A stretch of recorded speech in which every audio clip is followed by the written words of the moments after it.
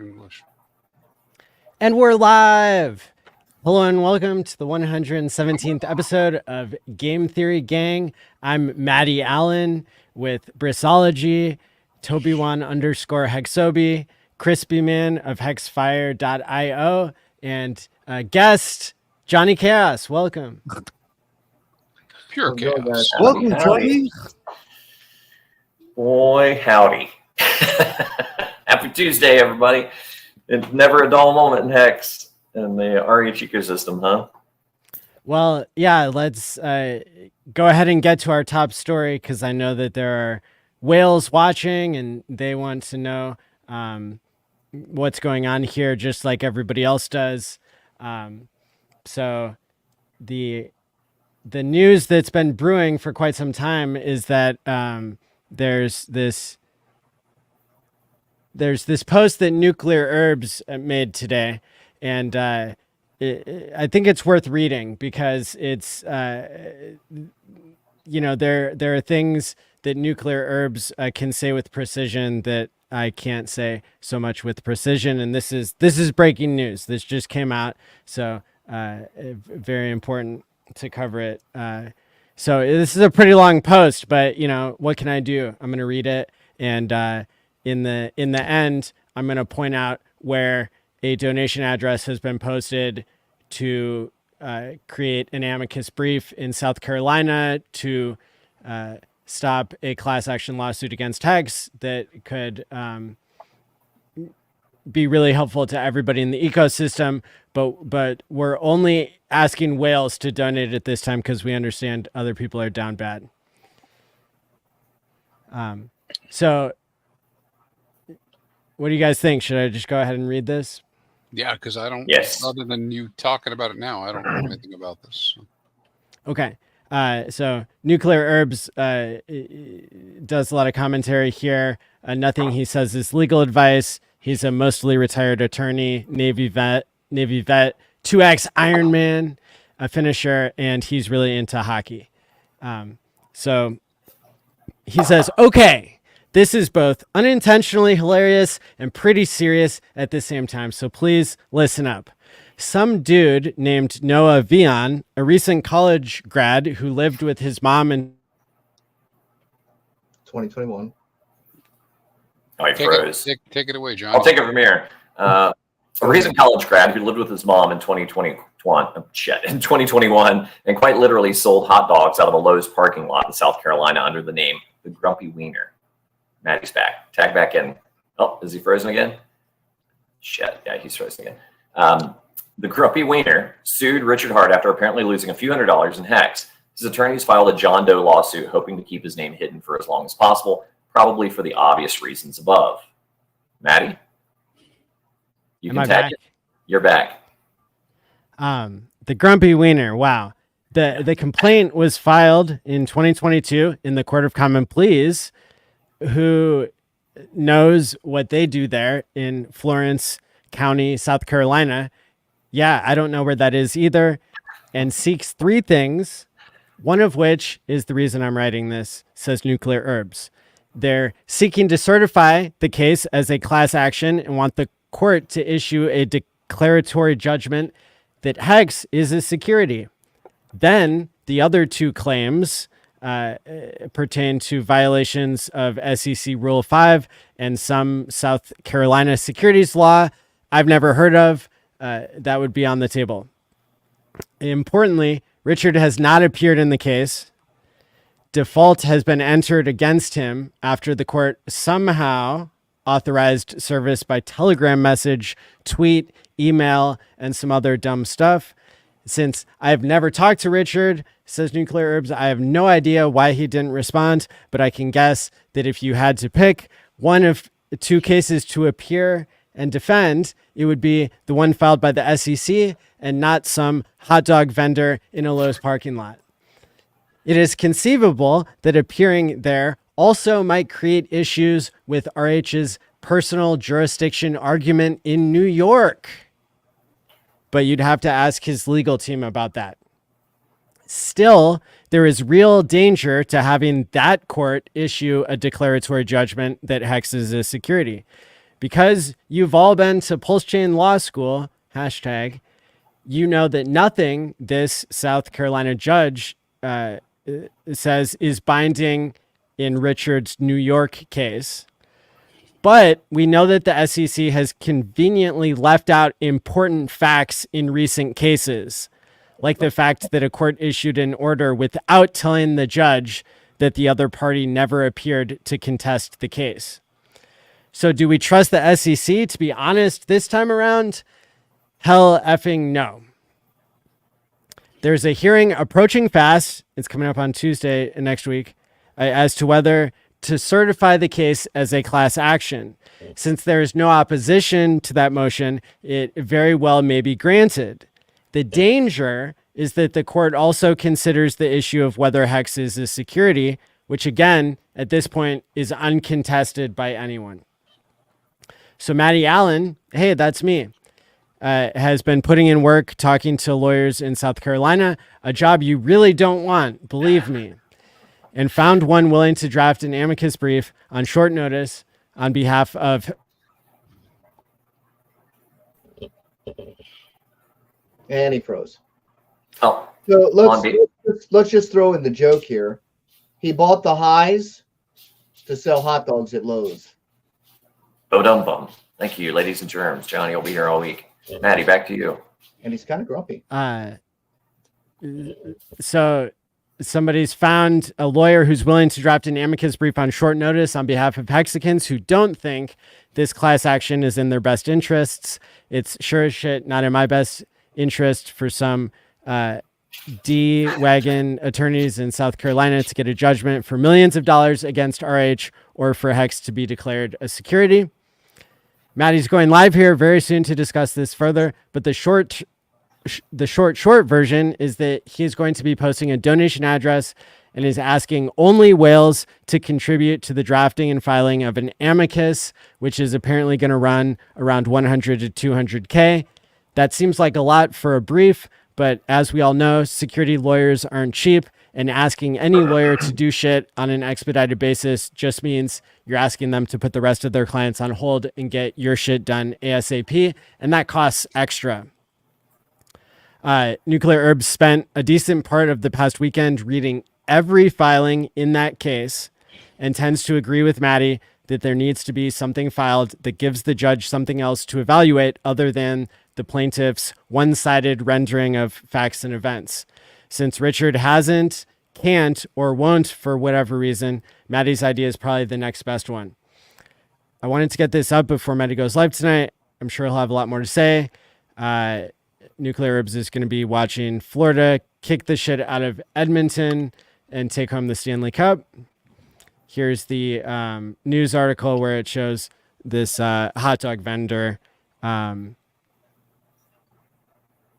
the case.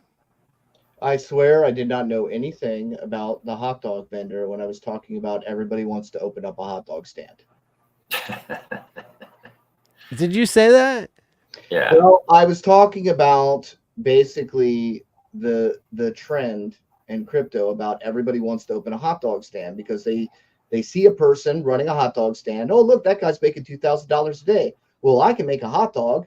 I'm going to open up a hot dog stand. So they move over there, right? And then the next guy comes in. He goes, oh, those guys are making $1,000 a day. So they open up a new hot dog stand. Now nobody's making $1,000 a day because they're all competing with each other. I was using that as a great analogy to explain what happens with the competition in the crypto markets, all competing for the same attention. And people can only eat so many goddamn hot dogs.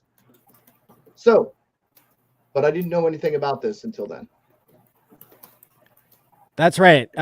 Johnny did not borrow the DeLorean. He did not travel into the future and then go back with a perfectly placed joke in the past. So I've got a question for this. And, you know, I understand where the community's at right now. And literally the community's looking at everything like it's a grift. No matter what you do, it's a grift. Okay. And, you know, them being down and stuff. And I know you're saying just whales only anyway.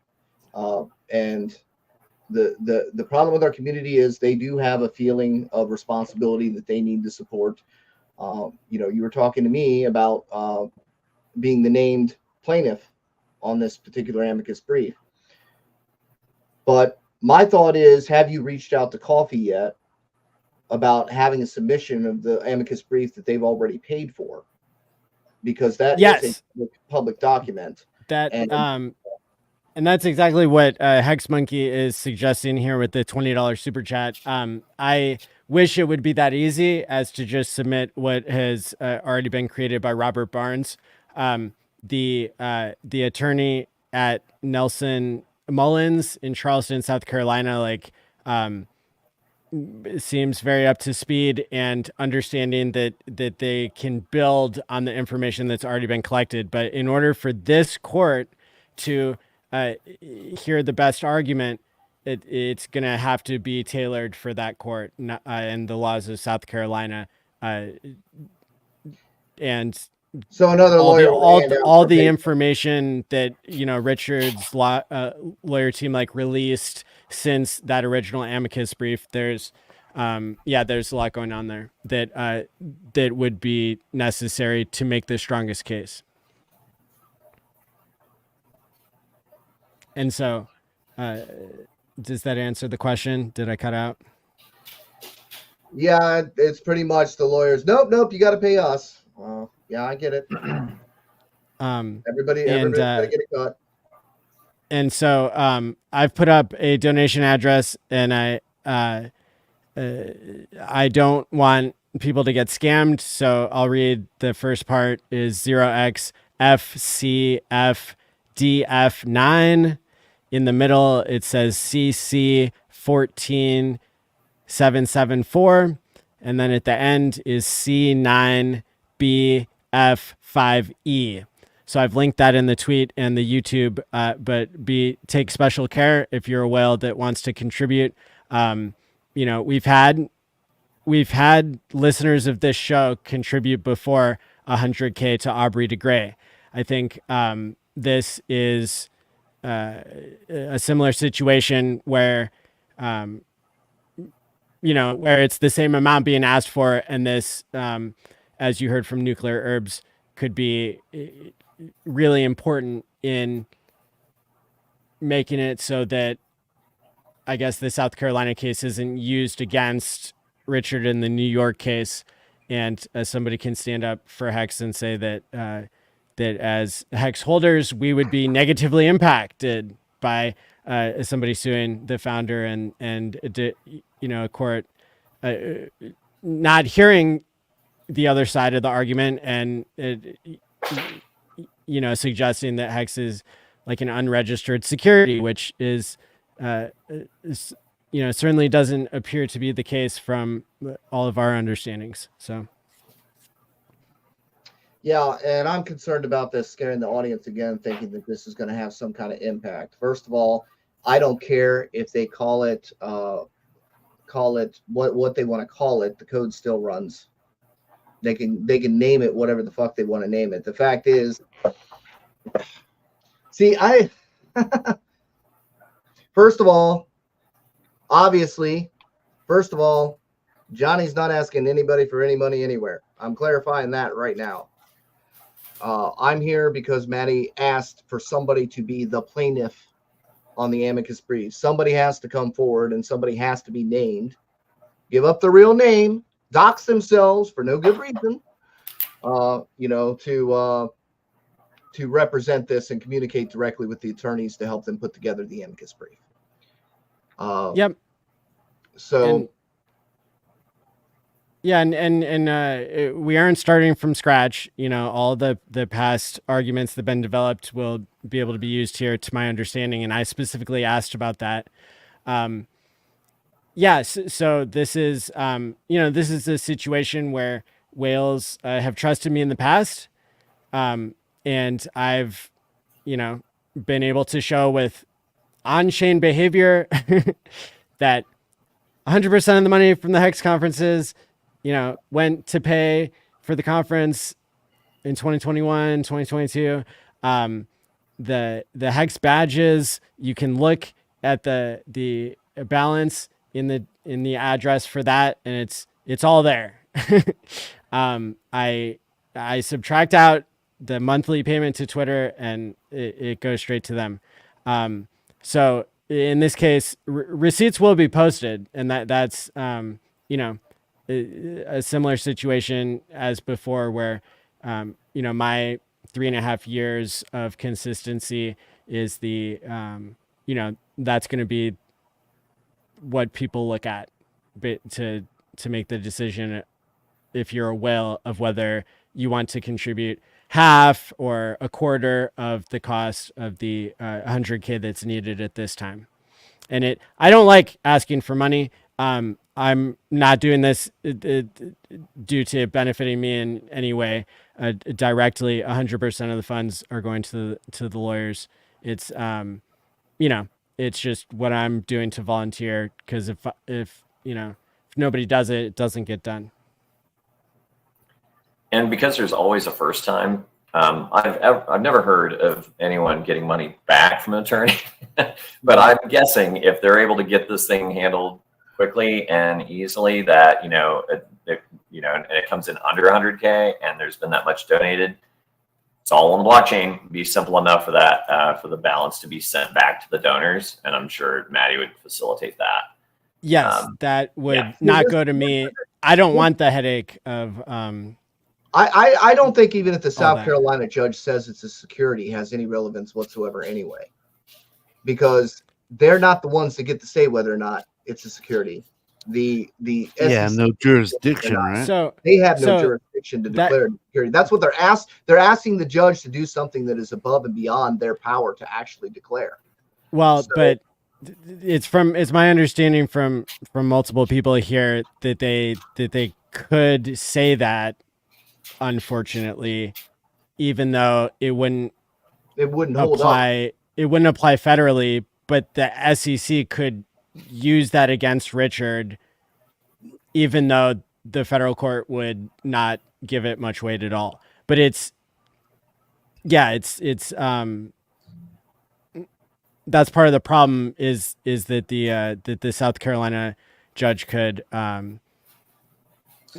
say again, for HEX to be declared a security. A law firm that charges $100,000 to go up against a 2-star attorney, when I could probably go in there and represent it without taking anybody's money, because it's a fucking 2-star attorney's lawyer's office.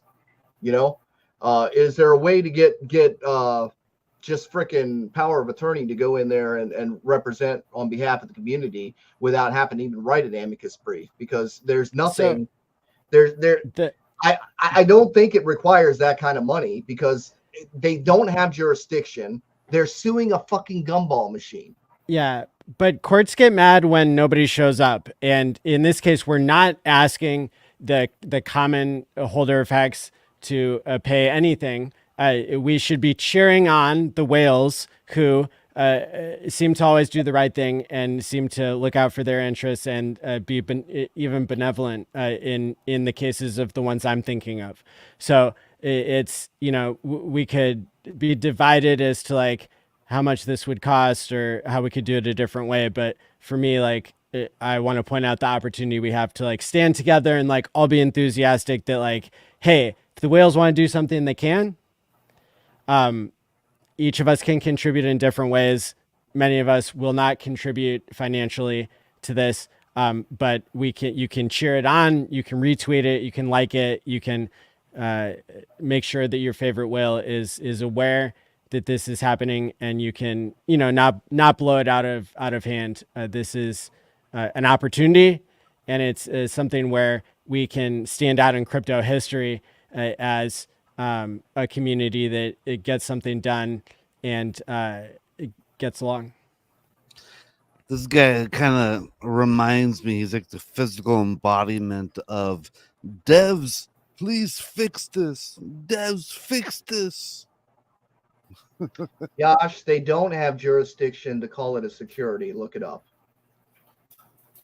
They don't have jurisdiction to be able to say that this is a security. That's the reason why there's a Security and Exchange Commission, because they're the ones that get to dictate whether or not something's a security. And they've been doing a really fucking lousy job of it for the past couple of years, if you haven't noticed, because they won't say whether something is or isn't a security. They just send you a notice and then try to do the shakedown thing. So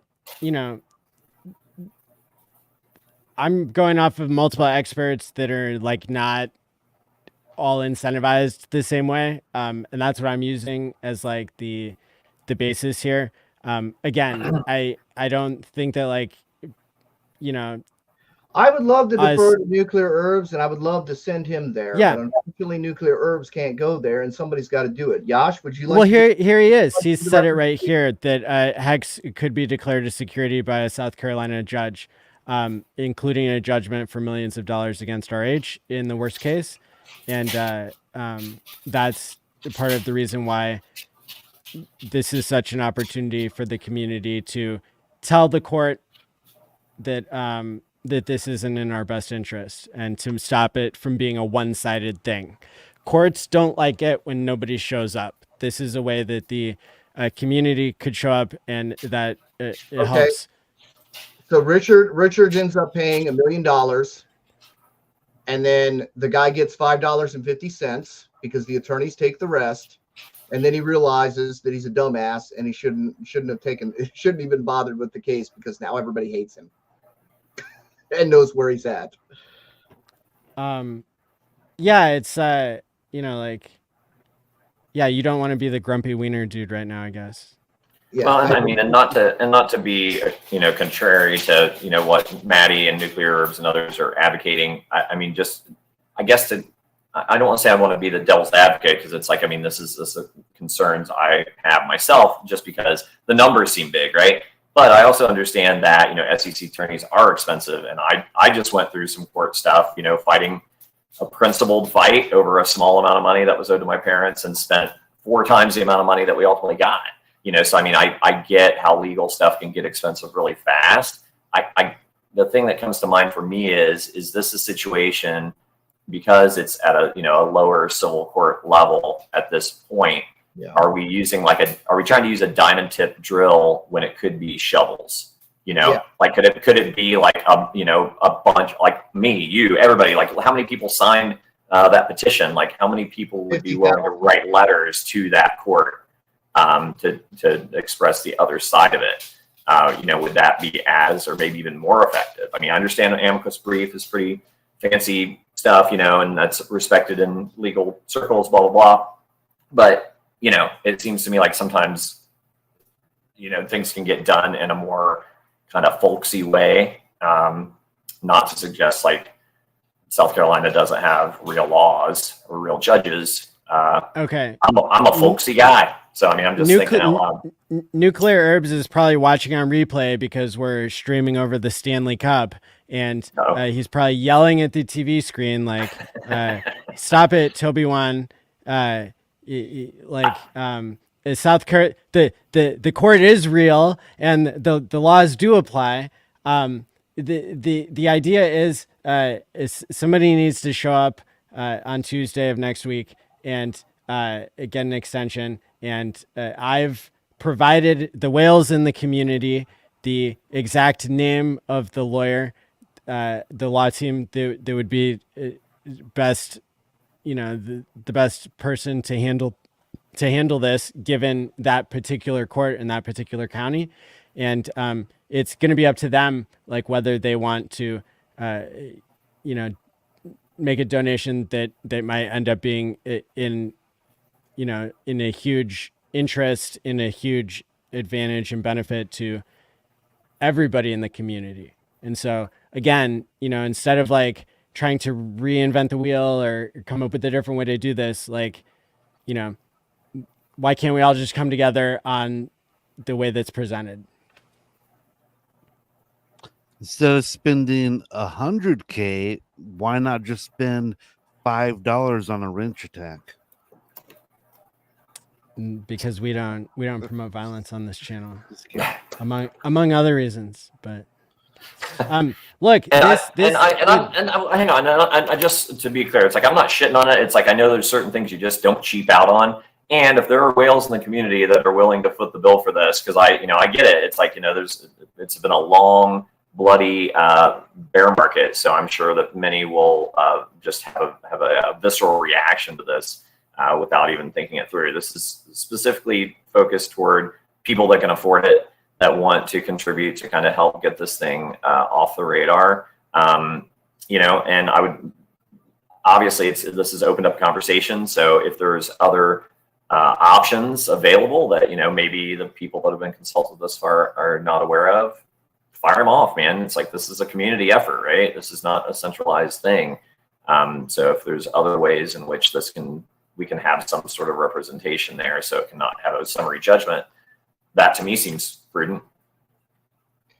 Yeah, I mean, like, we don't have much time, and like, if we split like the efforts, then you know, people could have seen this coming for a long time if they were paying attention, but I think nobody wanted to like scare the community. But in the end, it got to the point where, like, you know, it's not going to look good, and the judge might only have one side to rule on if nobody shows up on Tuesday. So yeah, I think it's an opportunity for us to be like extremely grateful for the whales that we've seen be benevolent in the past. Like with the HEX badges, there was $60,000 donated by the Real God Whale.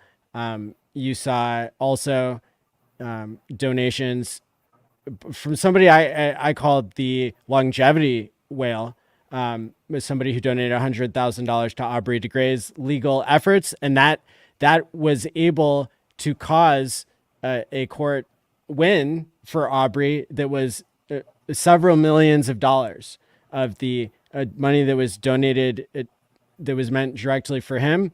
And the court, once they saw somebody threw down $100,000 after watching our show on Tuesday, a while back, about a year and a half ago, that's what changed the case, and the case was over very quickly, and it was in favor of Aubrey because it was so clear to the judge that this is what the community wanted. So yeah, there's a huge opportunity here. It's, you know, $500,000 was spent on NASCAR, wasn't it? And lots of other things. Getting listed on MEXC was pretty expensive, and this is an opportunity for people who are whales, who, you know, can afford to donate to things that are in their interest. This is their chance. We need 100K, and I've posted the donation address here. And I personally will be forever singing the praises of anybody who's in a position to make this happen. I'm laughing at everybody talking about suing the hot dog guy. Yeah, you can do the same thing he did. You pay $200. Right. You get a 2-star attorney that works on commission, and you know, that chases ambulance, and they'll write up a lawsuit for you too. And then if he doesn't show up, then he gets a default judgment against him. So yeah, that's pretty much how our fucking court system works. You gotta have representation when you get served. The problem is, like Fox Mulder said, was that somebody should appeal the fact that he was not properly served. Where did he write that? But I don't know, man. You're buying the attorneys. The attorneys can work out the shit. That's all I did was fund shit, just like I fund the coin market cap thing, you know. I'm sure the Tang Gang will step up and help fund this. Ooh. Well, again, it's not whales only. It's only whales, right? Because whales only is a person. Hey, Nick JC, buddy, let's do the legal representation. Johnny out. Hey, here is a good. Oh, Johnny, like literally out. See you, Johnny. Okay, so yeah, I mean, it seems like this is an approach that would probably, you know, if it was funded, could work. Joe and South Beach had a good comment saying that they, you know, it's just an opinion that's submitted to the court, and the court could ignore it completely, which is true. They could, but at least it's something, right? So if the idea, just kind of bear with me here, is to have some sort of response, right? So it's not just a default judgment because there's no other side to it. Would random hexagons, whether showing up or writing letters, would they even be allowed to make comment on the case?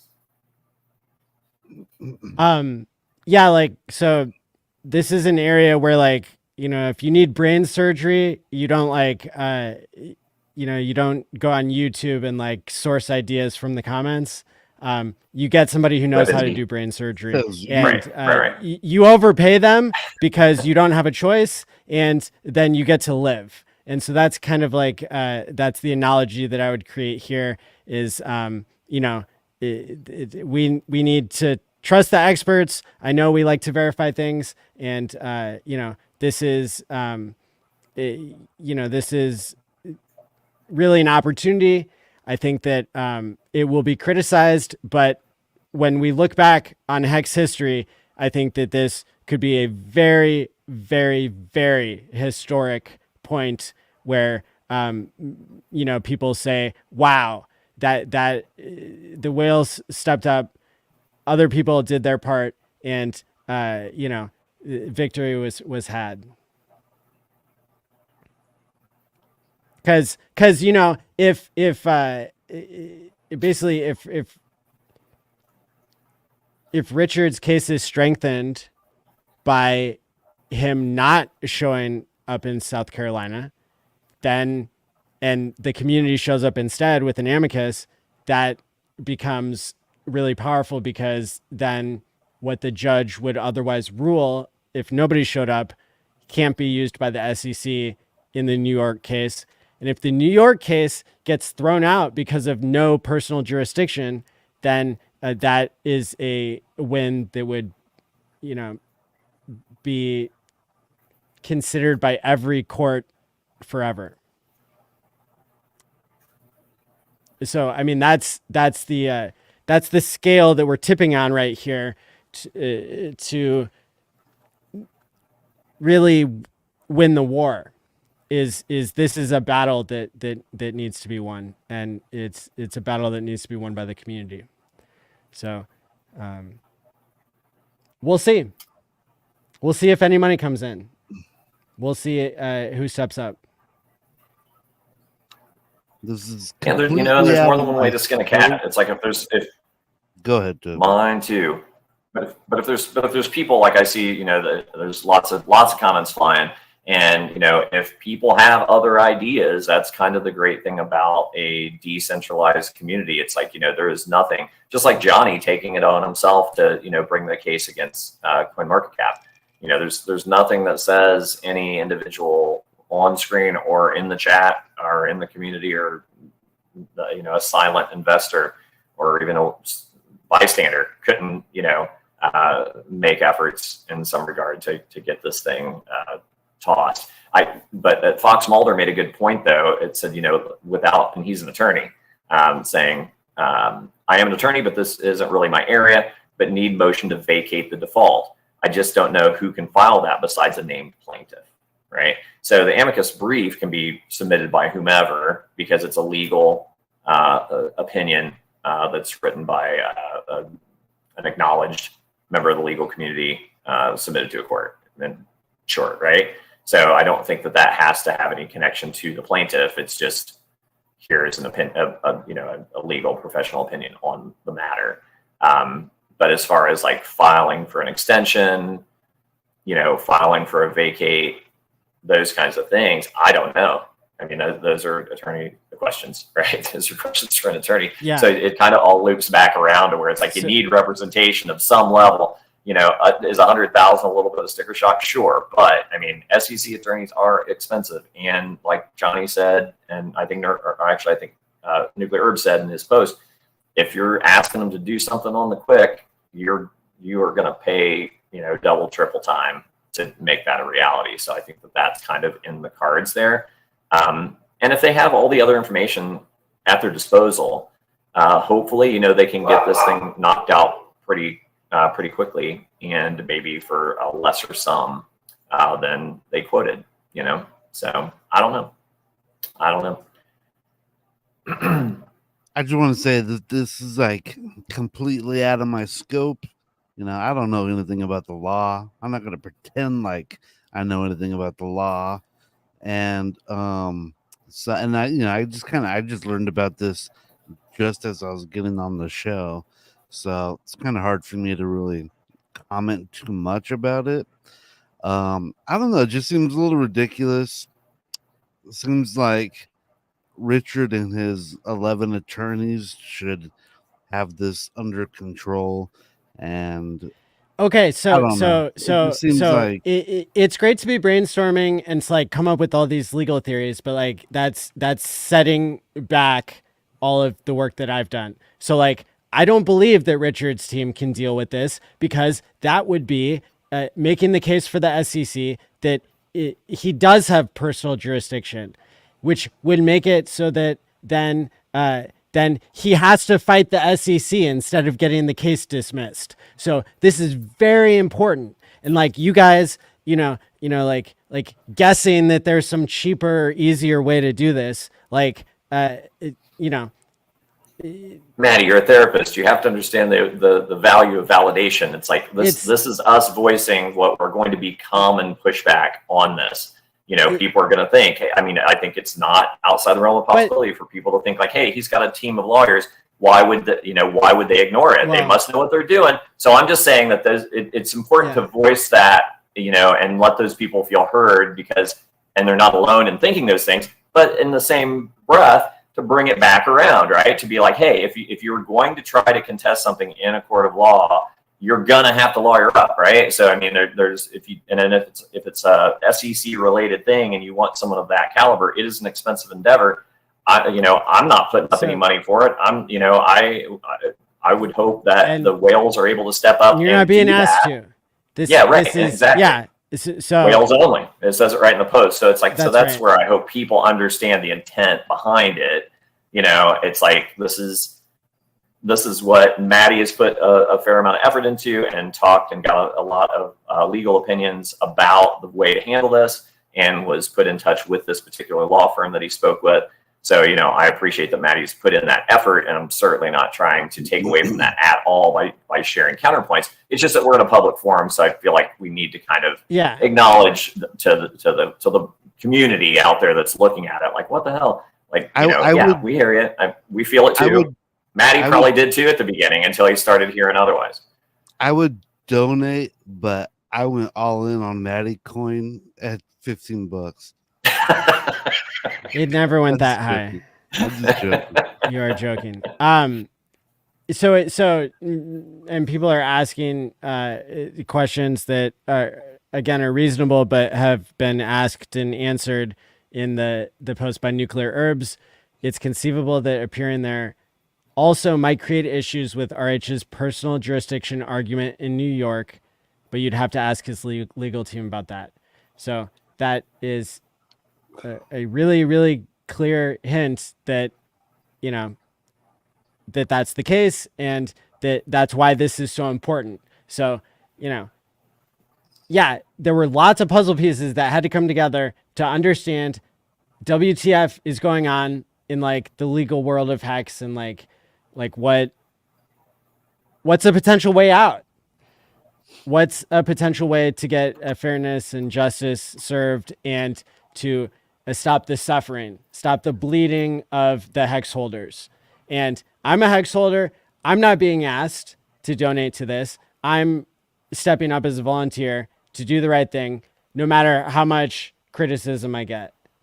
I'm not trying to convince the crowd, but look, when the whales do something, they don't like everybody shitting on them for it. So to some extent, that's why it has to be so. That's why I do care, is because there has to be some community left to save here, and it can't just all be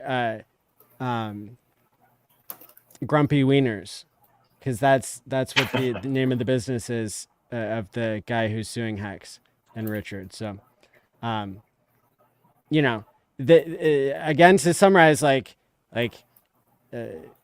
hurts Richard's case in New York if he appears in this one, but not appearing opens up the risk that the South Carolina stuff could worsen the New York stuff. And what we really, really, really, really, really want is for the South Carolina stuff to get handled by an amicus brief. It's new. And then maybe RH and his legal team that like served Elon Musk and won against the corrupt SEC for Elon Musk, maybe that legal team will win for RH over the issue at hand, which is whether the case can be dismissed because of personal jurisdiction. So that's why this South Carolina thing is so important in the big history of whether HEX is going to get the name cleared for all of time as not a security, and whether Richard and the HEX community will win. Hey, Maddie, was there anything else that was discussed as far as what their role would be? I mean, would they physically go and make an appearance on Tuesday to try to extend, and then ideally, if the amicus brief is done, submit it at that time? Like, what else is? I guess because they would go on Tuesday, say, "We're here, we're doing this, we need more time," and then the what did Johnny call them? Johnny called them the ambulance chasing attorneys, that that are behind this. 2 stars. They would basically they would continue their discovery, and but you know, it's my understanding that if the case gets dismissed against Richard in New York, then the South Carolina thing falls apart. Right. And but it needs to be dealt with a week from but because today. because of the timing of it, let me see if I real quick. Go ahead, Chris. Joe here. He says, you know, what's stopping other people in other jurisdictions from popping up these bullshit lawsuits? Like, are we just gonna... Great question. Excellent question. And thanks for picking it up, Brisology. So if the federal court in New York decides that there is no personal jurisdiction, then every subcourt forever will throw it out because that was the finding by a higher court. So all these petty things will be not a problem going forward if the New York thing gets dismissed due to lack of personal jurisdiction. So hopefully you guys are putting together the puzzle pieces in a very short time that I've had to put together over a very long period of time. That is that the South Carolina case affects the New York case, and also the New York case would affect the South Carolina case. And do we know there needs when to be separation the there, South basically. Carolina thing was filed? In 22, it sounded like 2022. Yeah. So this is the same one from way back when, then, right? Right. Yes. Yep. Okay, gotcha. So yeah, the Joe Venuto post, that's the same one that caught my eye, Briz, and yeah, I mean, you guys explained it well. And the issue being, I mean, like if the South Carolina case was going to fall after, like if it was going to be early next year sometime, I don't think there would be any urgency to it whatsoever, because, you know, it would seem like the New York case is going to take care of, you know, one king to rule them all, right? Like it's going to take care of all that. But because of the timing of it, that it's coming up first, and then who was it here? Moondog, I think. Law is law and code is code. They interact. We ought to act accordingly and ideally inform aligned with how they act, actually interact. And then later down, he says, Joe Venuto, he's replying to Joe Venuto, yep, and in either direction, which is why precedent is exponentially impactfully important, especially in law. So I think that's the thing where, you know, you can, by ideally this being handled the way that, you know, we're hoping, it could actually be used as support for getting the ruling that we would like in New York. And right, so that's the ideal scenario for the way that this plays out. But to do nothing seems like you're leaving yourself open to potential risk. Yeah. I mean, if we don't act, then the South Carolina case could make the New York case worse, and then what does that do? That means that it's not dismissed and it goes on for however many more years. they want Right. it to go on. I mean, we're at a critical moment in HEX legal history. Now's our chance. We've raised hundreds of thousands of dollars for NASCARs and for listings and all sorts of other stuff for new projects that didn't even launch. Millions, tens of millions of dollars have been raised for these things. So here's our chance to do 100K like we did for Aubrey de Grey when he needed help. This is the same amount that's being asked for. And if the whales can make it happen, then that's great. And if not, I guess, there could be negative, consequences for everybody. So, Maddie, is it all moot from the thing that Crispy posted at first in private chat? I saw it there. And then I see it starting to pop up now in the comments where the SEC has determined that Ethereum is not a security. Okay. Yay! Can I answer my own devilish question? Let me answer, because here's the thing. And I know this from having been in some court proceedings, any little extra detail that you ask for or that they ask for is just a frickin' rat's nest of additional time and money. That's kind of how those things boil down. So I think the concern is, like, if there was a bad, even if it was just a summary shitty judgment against him down in South Carolina, obviously at some point it would be contested and probably overthrown, whatever. But in the meantime, if that information was precedent, so to speak, and then used in the New York case, not even that it necessarily could do much, but it's going to bog things down. It's going to take more time and money. They're going to have to address it because, of course, the SEC is going to be grasping at straws for whatever they can. Obviously, I'm just totally speculating. I'm not a fucking attorney by a long shot. But yeah, so the idea is, like, to get it to go away before it becomes a bigger, uglier issue.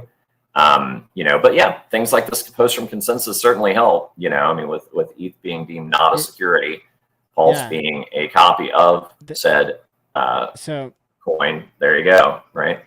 That's a win for crypto, and that's great, and we can celebrate that. But we don't want it to take away from, like, the main idea here that that we have an opportunity for the whales to donate, and the community can support that without having to give anything. And this post from Consensus does not cause somebody to show up in South Carolina and stop HEX from being called an unregistered security there.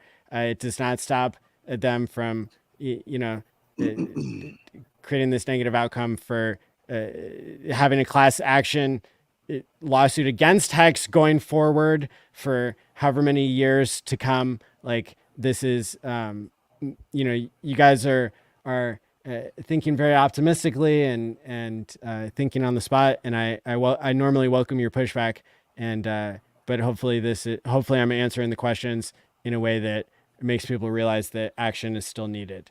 And Absolutely. so I'll drop the donation address one more time, and you guys can certainly bring up any more angles that are here. But if nobody shows up, then the judge has to only consider the information that's in front of them. And right now, Nuclear Herb spent all weekend reading through what has been presented to the court, and made it really clear in his post that is, it's not going to be good for us. So, something 52-week shakeout. Yeah. What? Oh man. What was that about shaking out the true believers? Something. Hey, I don't know if Yash, if we answered this or not for you. You said would the New York case supersede the SC case? I believe that our thinking would be yes, because it's a federal. It's in a federal court, right, Maddie? In New York, the New York case with the SEC. So that would have nationwide reach. So that's kind of the idea, is that if it was coming down the pipeline where the SEC case, or I'm sorry, the SC South Carolina case was coming after the case in New York, then I don't think there would be such a sense of urgency, or people really even giving much concern to it whatsoever, because any court system would be able to see pretty readily what had been ruled upon in New York. This South Carolina thing dragged Richard's mother into court. They dragged Trevon James. It's fucked up. They took him to jail because he didn't show up because he didn't know he needed to. So like this South Carolina stuff is. Dude, he thought that was us. He thought that was the highest of stakes guys. Like no. He thought that was us initially. He was sharing it illegally. Yeah, he tried to pawn it off on us because he was bootlegging the film. But But I mean, for Richard's mother to be harassed like that over this it's wrong. Terrible. Yeah. And so yes. So Hex Monkey was suggesting an invoice like Tuesday's the only day that the whales watch the show. And so I had to act today to to have the right law firm on board and everything. And this is to no benefit to me. So I'm sacrificing myself here to do this. And I wanted the law firm to put out a tweet or to like give me something to say like, this is how much they want, but they don't do that. So, you'll have to, the whales will, because they've seen my past behavior for 3.5 years and they can see on chain that the Hex badge money is still there and everything's, everything's squeaky clean from my angle. Maddie, I don't think you got to oversell it. It's like, I mean, anybody that's been around for any length of time at all knows that you are, one of the most, like you have so much integrity, it like goes without saying. So it's like, I think that, you don't need to oversell it. Anybody that's paid attention for any length of time knows that you're an honorable person and trying to do the right thing here. And, the and it's all on will chain. be posted as soon as the money clears, which, sometimes the banks take 3 days or something, but if I was gonna like run away with people's money, I would have done it by now, and I haven't. So I'm here at your service yet again, and it'll probably be extremely unpopular and whatnot, but who knows? Again, I think this could be looked back at in the future as a major turning point for the Hex community, for the Hex everything, for our success in global adoption. Cool. I will be right back. I have my shit's wrecked. Okay. Yeah, I mean, let's hear from suck. Crispy. Brisology. I don't know. I guess we'll find out next Tuesday. Yeah. What's gonna happen?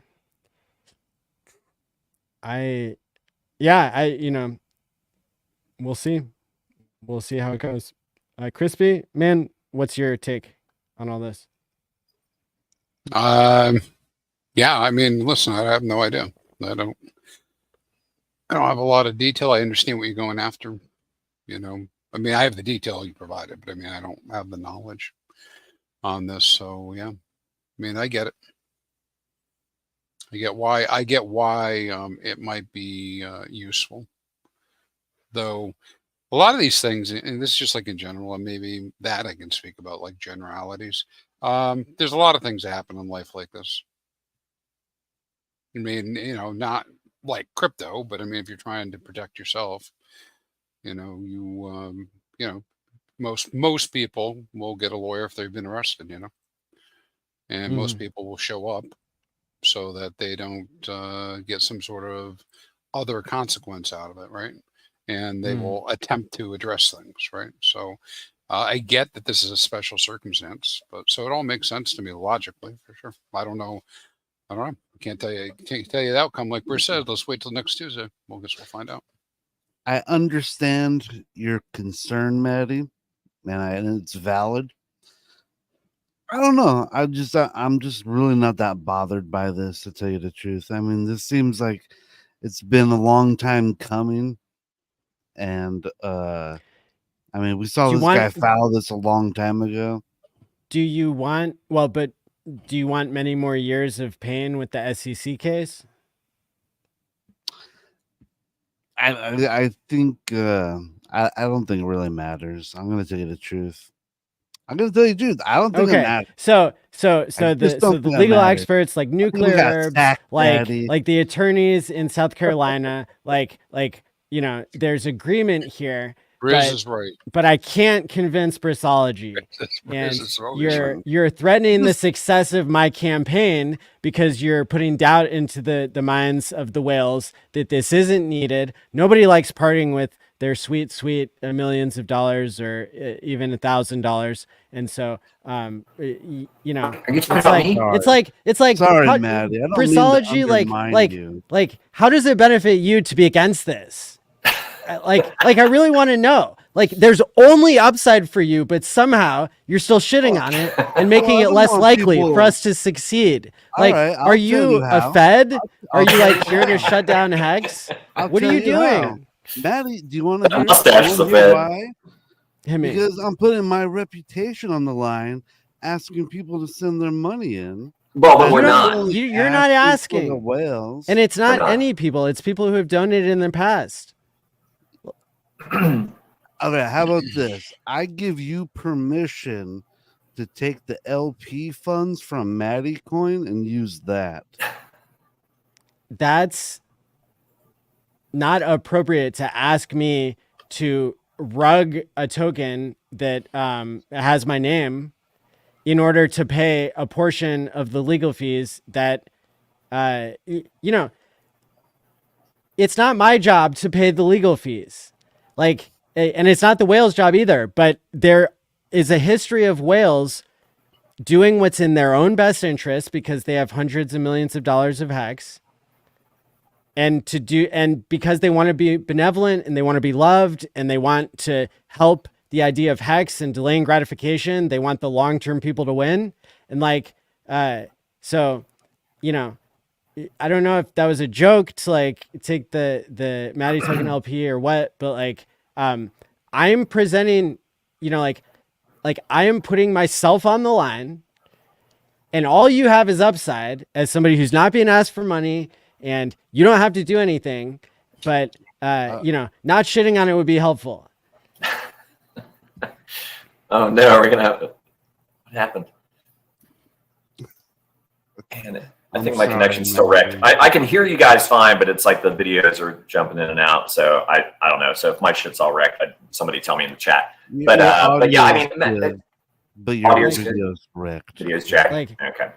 I knew that the community would beat me up over this, but I wanted to do the right thing. Okay. There's only downside for me here, dude. Like, there's only upside for you. So I don't know how I can present anything better than I lose, you win. You just like busting your balls, Maddie. I mean, it's counterproductive to like making But HEX it's not. successful. But it's not. Think about it. The facts of the matter have been put out there on Twitter and in the earlier parts of the stream and throughout the humorous bits.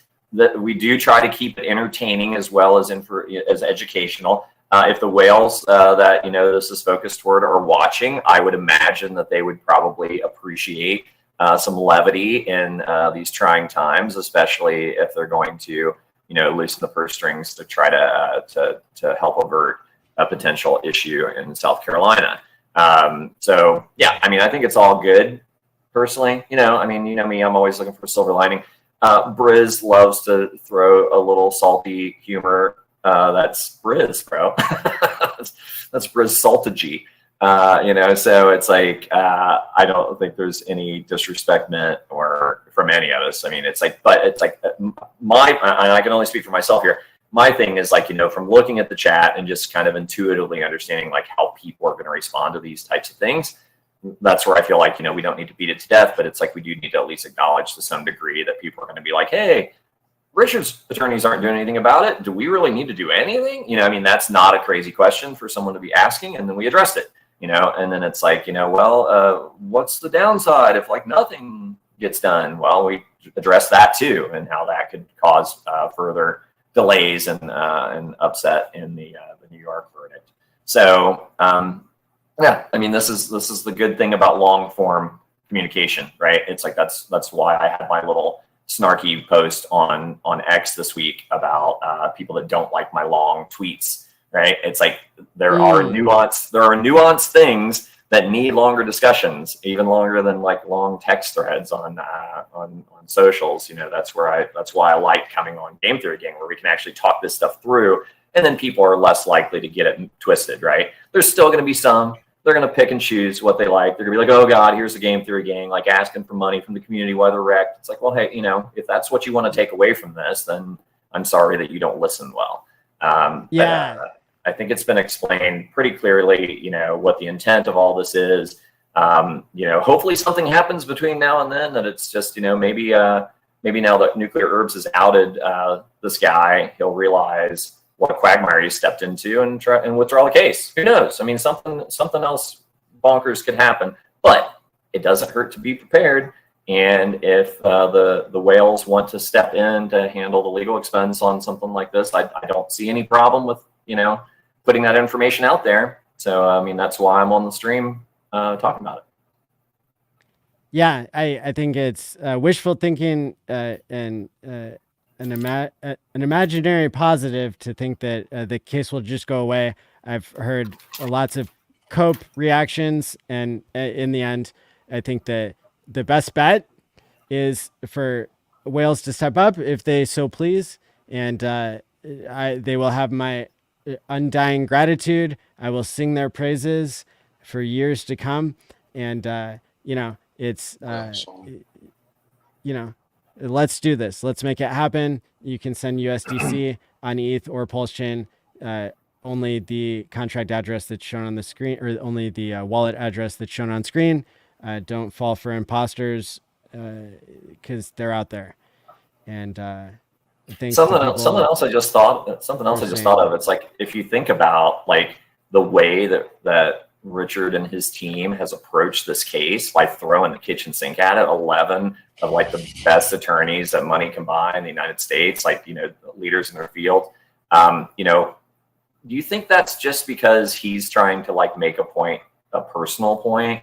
No, it's like he wants all of this shit to be like stated properly as to what it is and what it is not. So we don't have perpetual nonsense popping up in Cleveland and frickin' Charlton, you know, wherever, like across the country, you know, pick a city and another one of these little frivolous cases could be brought easily, right? But, you know, he understands, like, if you cut the head off the snake, then you're done, right? It's not going to be like a hydra and pop a bunch of new heads. It's like he's fighting the fight where it needs to be fought, right? Is my opinion.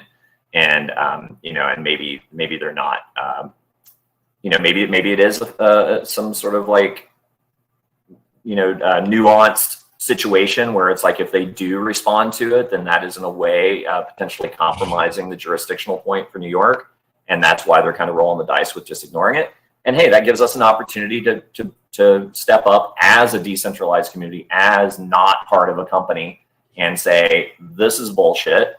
This is not only is it not a security, it's like, this guy made an investment, and if he sold at a loss, sorry, that's how it goes, right? And you know, so I mean, I think we have to stand up to ignorance where we find it, and it affects all of us. So it's like, you know, if all that's being asked is that you're you know, sharing the information or keeping an open mind about it, and hoping that, you know, people that you know, this kind of money is not significant to you can afford to chip in and help out, I'd say that that's a pretty small ask.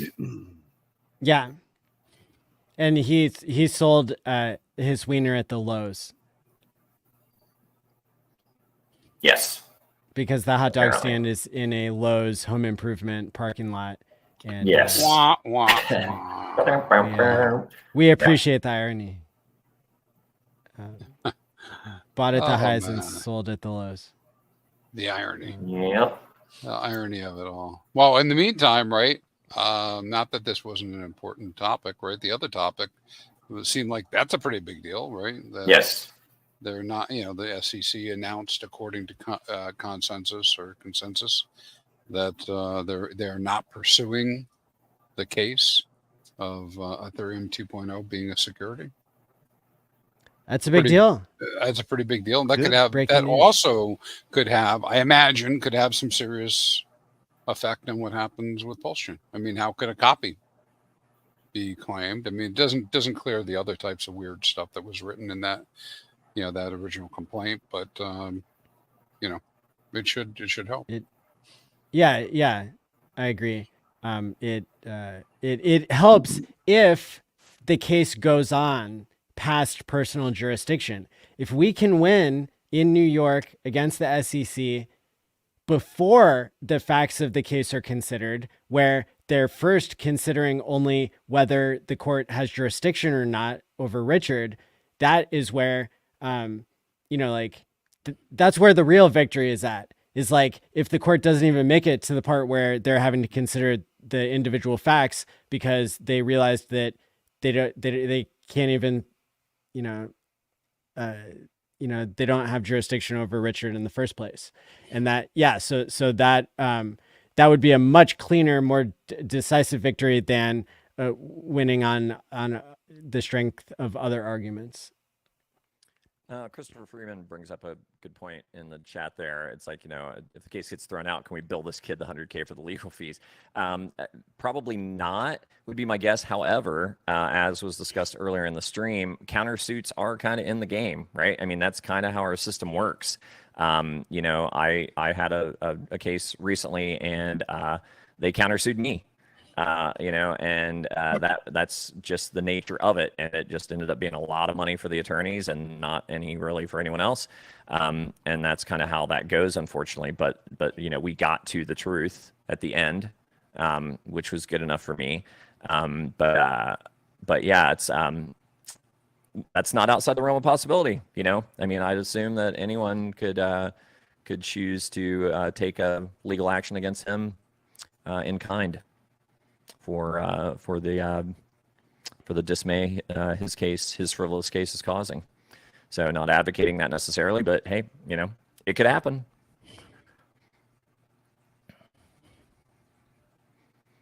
At this point, like that might not be the priority or the biggest win, but certainly, Right.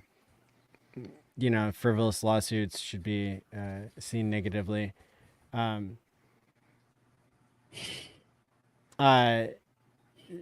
And look, I want to be really clear that you can joke around all you want, but I want to make it clear that no violence or taunting of like the Wiener Kid should occur. That's really No serious retaliation, guys. No retaliation. because we're dealing with thousands of people who watch this stream, and some people are just there. Some people might get the wrong idea. And so even joking about something can cause real physical harm, and we don't want that to occur. And I want to be really clear and actually just cut back on any joking about like putting a hex sticker on his cart. That would be a violation of his personal property, and it would be better if we just stuck to what we can do constructively. So we can do not let harass the whales know that we kid. support them. Donating. We can sign an amicus brief once it comes along. We can do all these things that are positive. We can speak highly of people who are sacrificing their own volunteerism. But yeah, leave the Wiener Kid alone, please. Yeah. I mean, it's funny for new meme token. It's funny for obvious reasons, but it's people will take that too far for sure. So I mean, that's where it's very important that we all kind of take a strong stand on not retweeting stuff like that. I mean, Unplugged Dad's already apologized for the joke, in the chat. So I appreciate him doing that. Because people do misconstrue things and think something's a good idea that's really a bad idea. I mean, online bullying's a real thing. This guy, maybe he didn't think much of the rotor ramifications and he just wanted his $1,200 back or whatever and thought that this was a way to do it. I don't know, so I mean, hopefully we can turn lemons into lemonade with this and have it be a supporting situation for what we're ultimately focused on, which is the case in New York being dismissed or won outright. Yeah. So I mean, if the case in New York gets dismissed with prejudice because there's no personal jurisdiction, I wouldn't be surprised if centralized exchanges started to list Hex and Pulse Chain and Pulse Hex for free because their risk goes down greatly. And so that changes the game theory of their incentives, right? And so there's a lot that we can predict by seeing the dominoes fall in the right direction. Now, if the dominoes fall in the wrong direction, I think we're unfortunately in for more pain. But yeah, let's win this one, eh?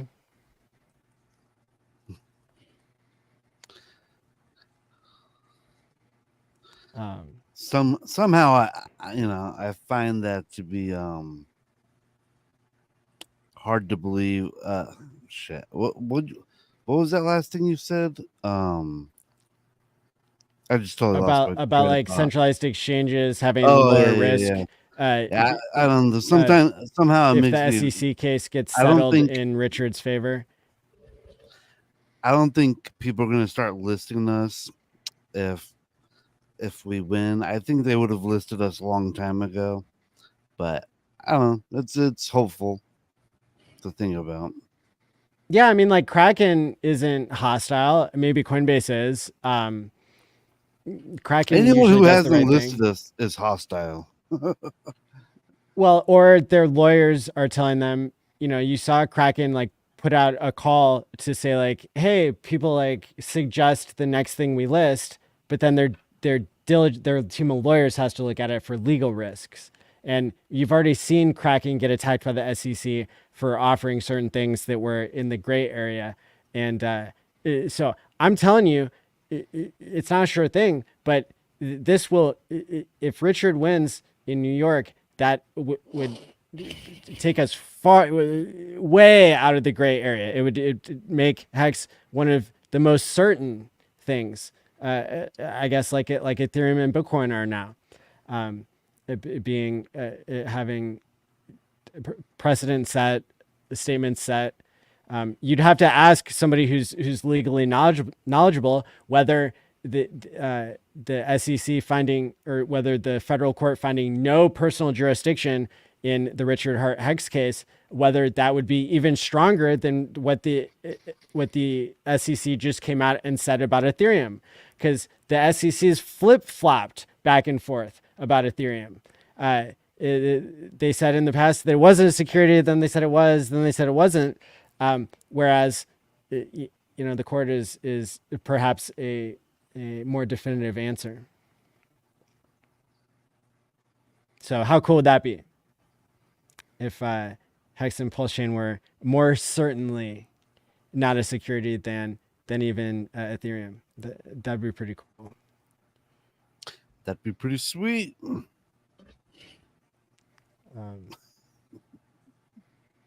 I like it. I'll allow it. I'll allow it. Absolutely. Man. So this Glizzy kid, though, right? Like filing lawsuits against Hex. Yeah. Don't misconstrue it. There is a Glizzy in the community that has a very very entertaining live stream that he does, a YouTube channel. So it's not that Glizzy. We're talking about a different wiener entirely. Heaven help anybody coming into the stream midway. I know, right? When Grumpy Wiener token. Rewind. Right. Yikes. So like only giving $1,200 to the wiener guy, that wouldn't change like case that's already on the docket in South Carolina, and like the greedy ambulance chasing lawyers, as Johnny put it, that like are trying to shake down Richard for millions of dollars. So yeah, like and I think You give that's also 1,200 set a to bad this precedent. kid, the next thing you know, the Tang Yeah. gang's gonna want $1,200 each. We don't That's negotiate right. with terrorists. What is this, a stimmy check situation? Yeah. Brisology Get out of knows Negotiate with about- terrorists. Yeah. Go occupy a that's the job. Yeah, Christopher, I kind of thought of the same thing. It's like, dude, it's like if this is really the kid just wants his frickin' money because he's ridiculously dumb. Yeah, of course, that came to mind for me as well. Like, why don't we just find him and give him his frickin' money back? Tell him like, dude, you don't realize what kind of problems you're causing. But yeah, I mean that sets a bad precedent because then it's like that's not something that a court will then dismiss in the future, right? Necessarily, you could file suits all day long, and then if some hexagon or whomever wants to go out there and pay the people off, it's like it's just a bad path to venture down, in my opinion. So.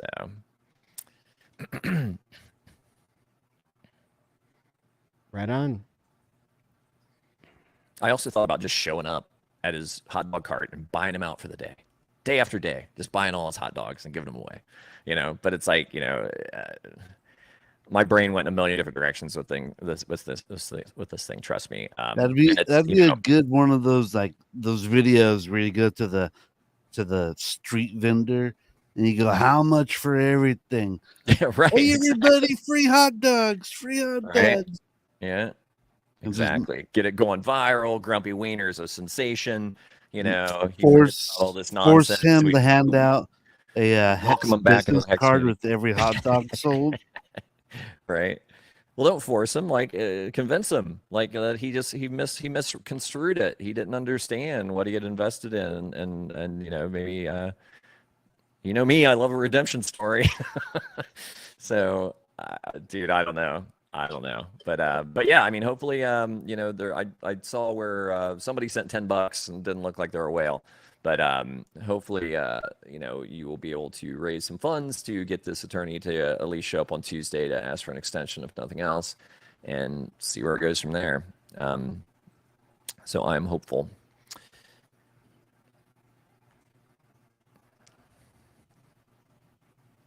Yeah, very hopeful. No, Khalil, easy, bro. Khalil. Oh, I guess Brisology is not Khalil. I thought Khalil was Brisology. That's my alt account. Khalil's killing me in the chat. It's funny.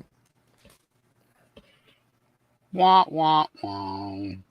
Well, this was an awfully long segment, but I think you got to everything you want to talk about, right?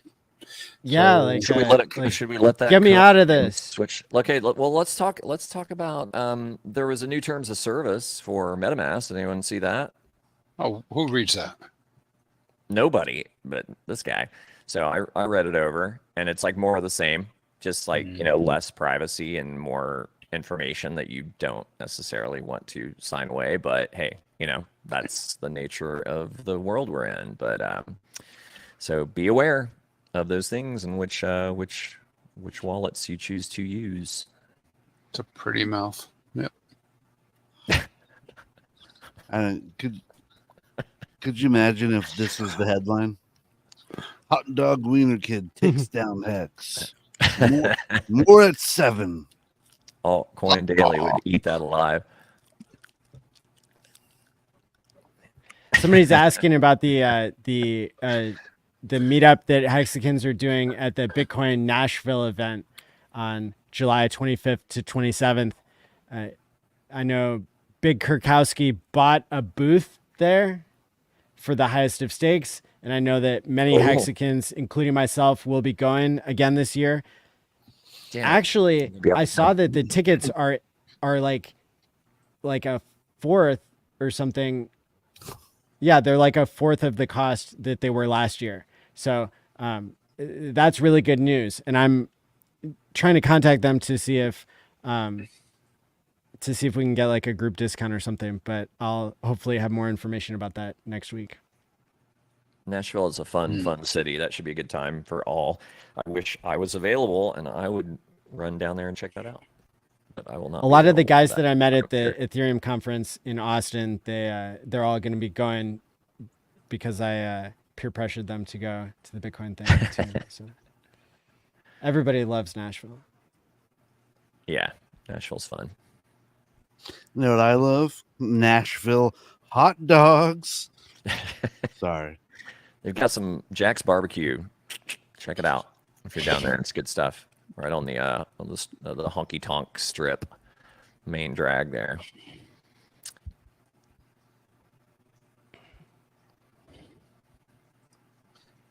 Did you guys hear about Tether? What about it? Oh no. 1 billion. They're launching a gold-backed stable coin. Oh, Synthetic dollar backed by gold. Wow, did they get that idea from BankX? Right? Yeah, I know, probably. And the whole idea is that It's like, you know what's better than backing it by silver? I guess they got a big bunch of gold somewhere. They got gold sitting somewhere, and now they're gonna digitize it into a coin, XAUT, which I'm shorthanding as Zolt when I read it. And then you take that Zolt, and 75% of it can be turned into stable coins. It's almost like a earn and flex protocol derivative almost. Yeah. If I'm not mistaken, I think someone within the community was already pursuing something related to gold back as well. I can't remember any details though. So Could you make Somebody something knows that's about backed it. by digital gold? Like it could be backed by Bitcoin. Like that's the thing. Money doesn't really need to be backed by anything. they tried all that. Yeah. Like they're what's right. backing gold, right? Just a scarcity. That's the only yeah, thing that's like- really backing it. Yeah, like the collective belief Yeah. of the people who are transacting. So Yeah. So I mean, yeah, we saw like lots of experiments that didn't work in that domain. Like there was a Bitcoin backed stablecoin, wasn't that like Terra or something that collapsed? There have been experiments out there that failed when it came to creating stablecoins that were backed by something other than dollars in a bank account that can be audited or sometimes like strongly believed in.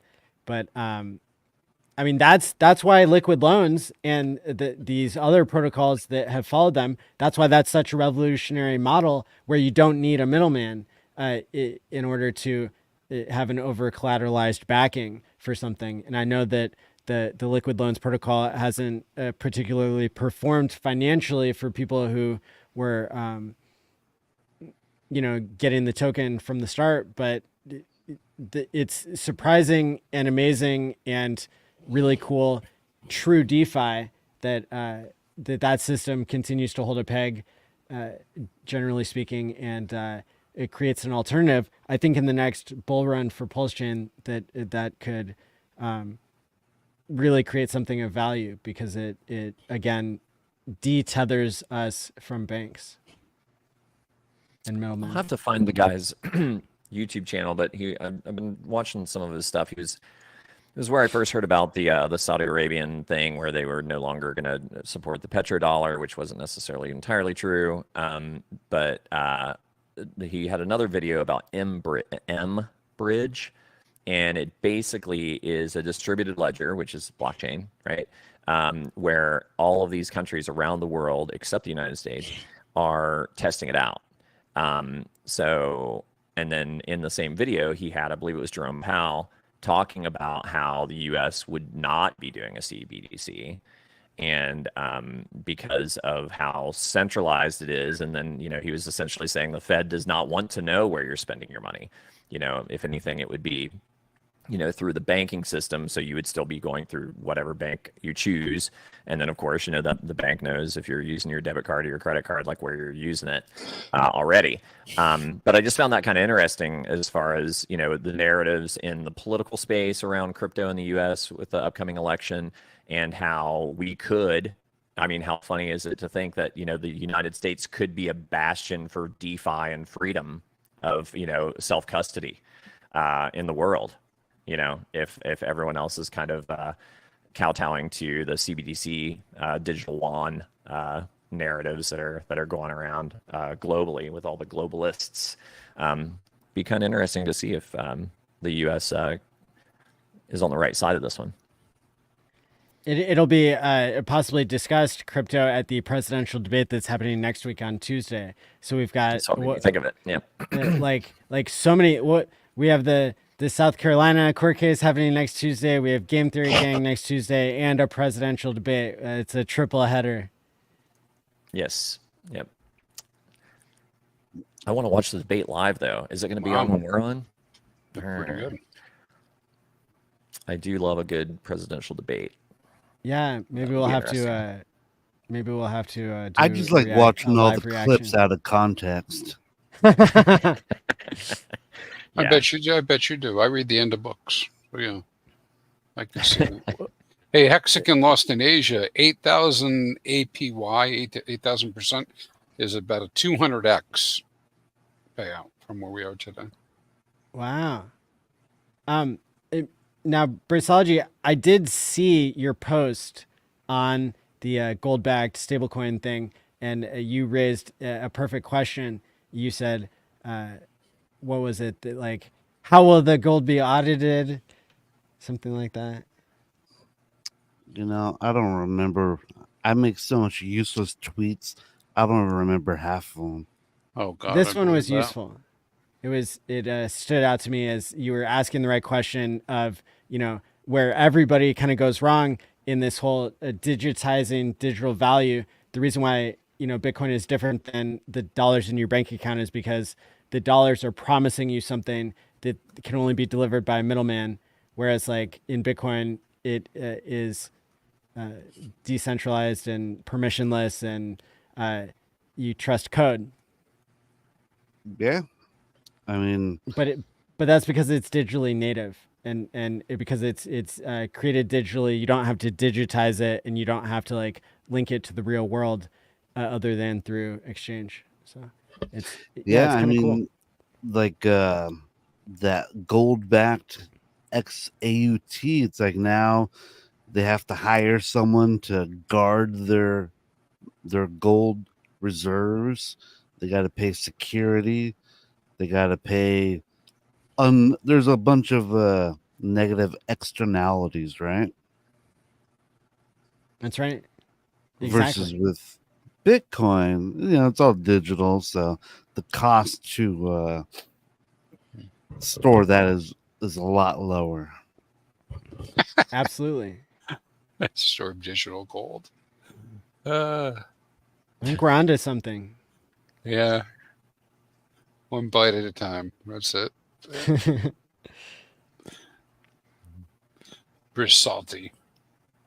Hey, Brisology, did you know that you can buy T-shares right now? I guess not buy them, but you can stake HEX today and receive T-shares in 2039 for September. We're ending the year here soon. Only a couple months left. September. Whoa.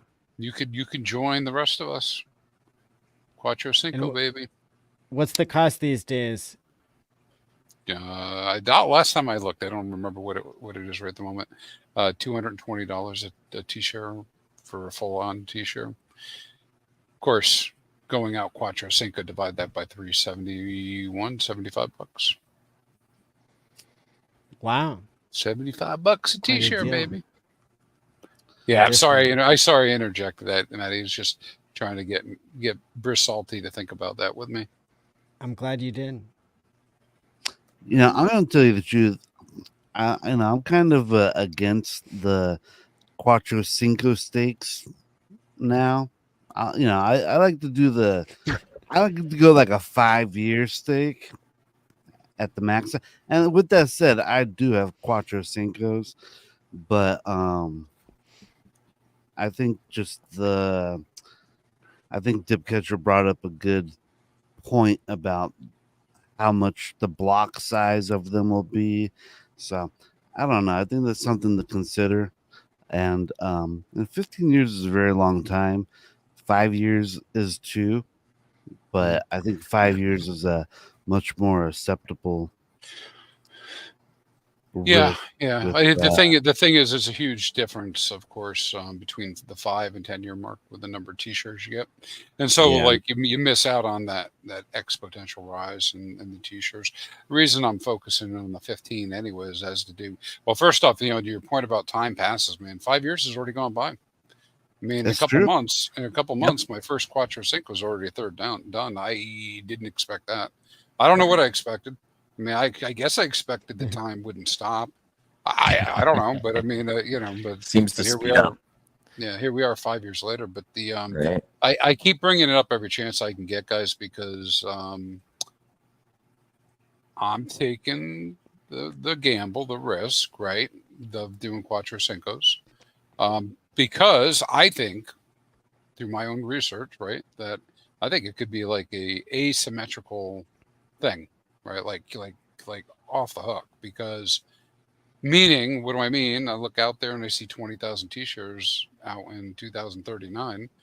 My predictions and estimates would be 4 million based on what we've done in the past, but Mexican behavior's changed, and I don't know when it's going to snap back. I expect at some point it'll snap back, but Sure. in the meantime, there's only 20,000 t-shirts out there, which means if you got 1,000 t-shirts, man, you're definitely in the whale territory, right? I don't even know the number. We have to do the percentage, but you'll definitely be in whale territory out in that period of time. And the longer it takes for anybody else to catch up, to decide to figure out, which might be another year, t-shirts will be 20% higher. And so in comparison to those folks, you're winning really hard. That's not the only thing they do in the world, right? But I think for Hex, I'm excited about that part, because I think in the game of accumulating more Hex, you can do a lot more of it. And I keep talking about it. I don't know that people are listening, but I keep talking about it. You got 20,000, man. I mean, can you imagine only 20,000 t-shirts?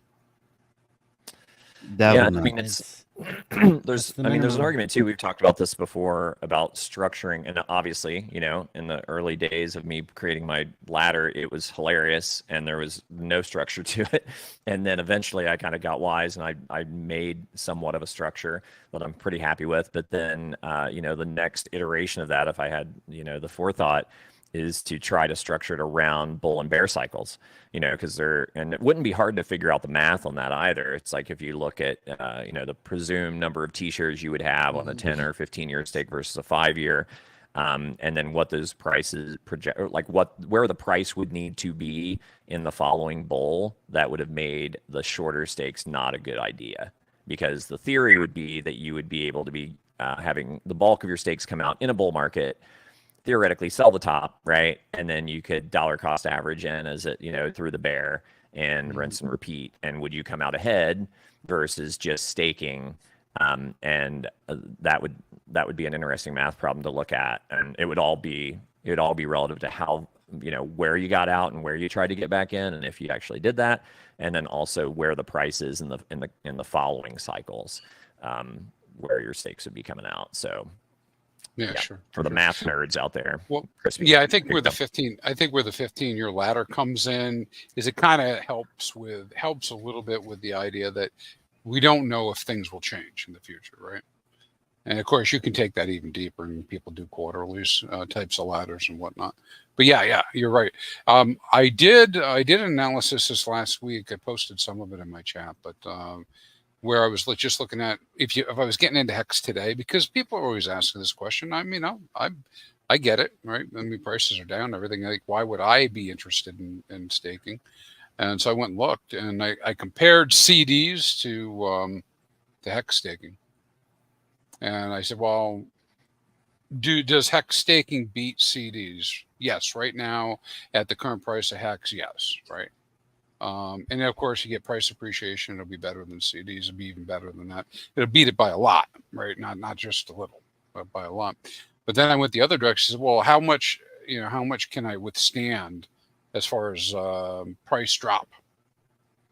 Right. So how much could I withstand in terms of dropping a price from today? So if we assume price never goes down, never goes, is right at where we are today, how far could I expect it to go down? So we can go from 0.006 to 0.002. And if I have a well-structured 15-year ladder, then I would still be beating CDs. So it could go down another 66%, and I would still beat CD returns if the price never came back. Now, a lot of people may not think that's important, but I think, like Toby's saying, people who might be coming in from TradFi, they are interested in this kind of math, Sure. because they got to prove to somebody who's going to sign off on money. Now, I don't know if it's happening now or 5 years from now, people might do that. But I mean, if somebody's going to actually sign off with putting money into something, they want those types of analyses. They want to be able to do that type of calculation and be able to say, hey, listen, 2 cycles from now, HEX has gone up the last 2 cycles, and we expect it's always going to have a higher high or higher low. This looks like a really good deal to park some capital. Maybe crypto is much bigger, much different then. So anyways, that's what I'm thinking about. Very cool. I like it. Can I bring something up? This is probably gonna piss off some people. Oh my God, my ass hurts already, Briz. Yeah, Is it, are we talking salty or spicy? Go. Super salty. All right. So I just want to say, I got that pink eye, man. Good. My freaking eye just waters. I can't freaking stop it. Like, I hope it doesn't look like I'm crying, but anyways, so what I wanted to bring up was there's a new game on the blockchain, on the Pulse chain, and it's I hear there's a called whole bunch coming, but yeah. Pulse Mafia is what I'm specifically talking about. And it seems pretty cool. I really like the idea of it. I am participating in it just a little bit. But the Pulse Mafia thing, like I said, it's really cool. I really think it's a neat idea. But I just want to give a warning out to people not to get over their head. Because the one thing about this game that I don't really like about it is that it has loot crates, and those are really kind of like, this has been kind of a big deal in video games on computers, because what happens is the loot crates, they're very addictive. It's basically like gambling. On the Mafia game, the loot crates are like $20 each. And then it's like, all right, well, what are you gonna get? And like you can get like a car or like a different type of gun or maybe some extra cash. And then it does a secondary spin where it's like, all right, you got some cash, but how much cash are you gonna get?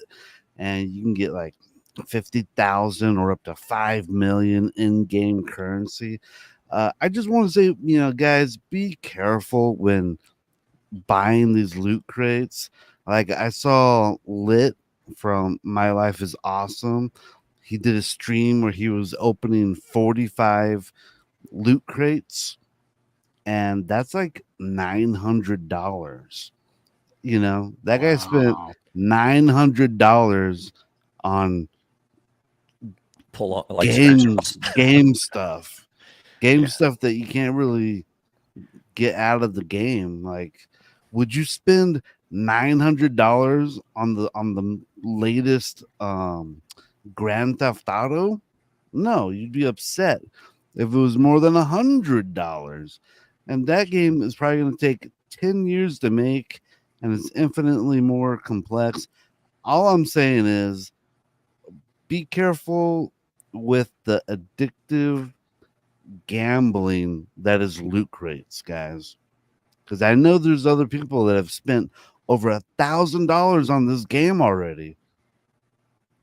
I just want to, you know, it is addictive, all right? So just be careful, guys. Think about what you're doing.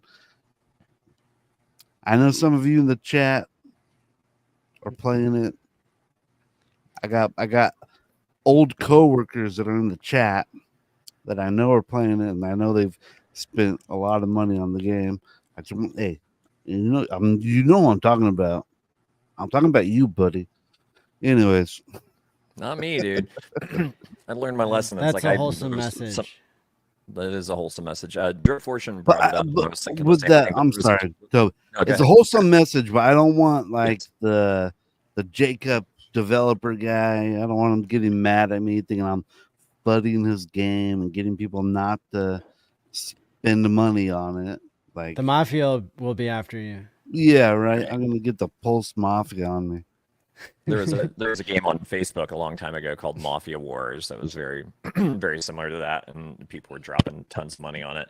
And it's those types of games are really, I mean, they're designed to be very very addictive. You know, it's like there's tons of little phone games that do that already and have for years, and it can be a real problem for people. So yeah, definitely be cautious with those kinds of things. It's you know, it's an easy way to get yourself wrecked and really have a problem. You know, I mean, gambling addiction is a real thing, and you know, those dopamine hits from those types of intermittent reward games are psychologically based.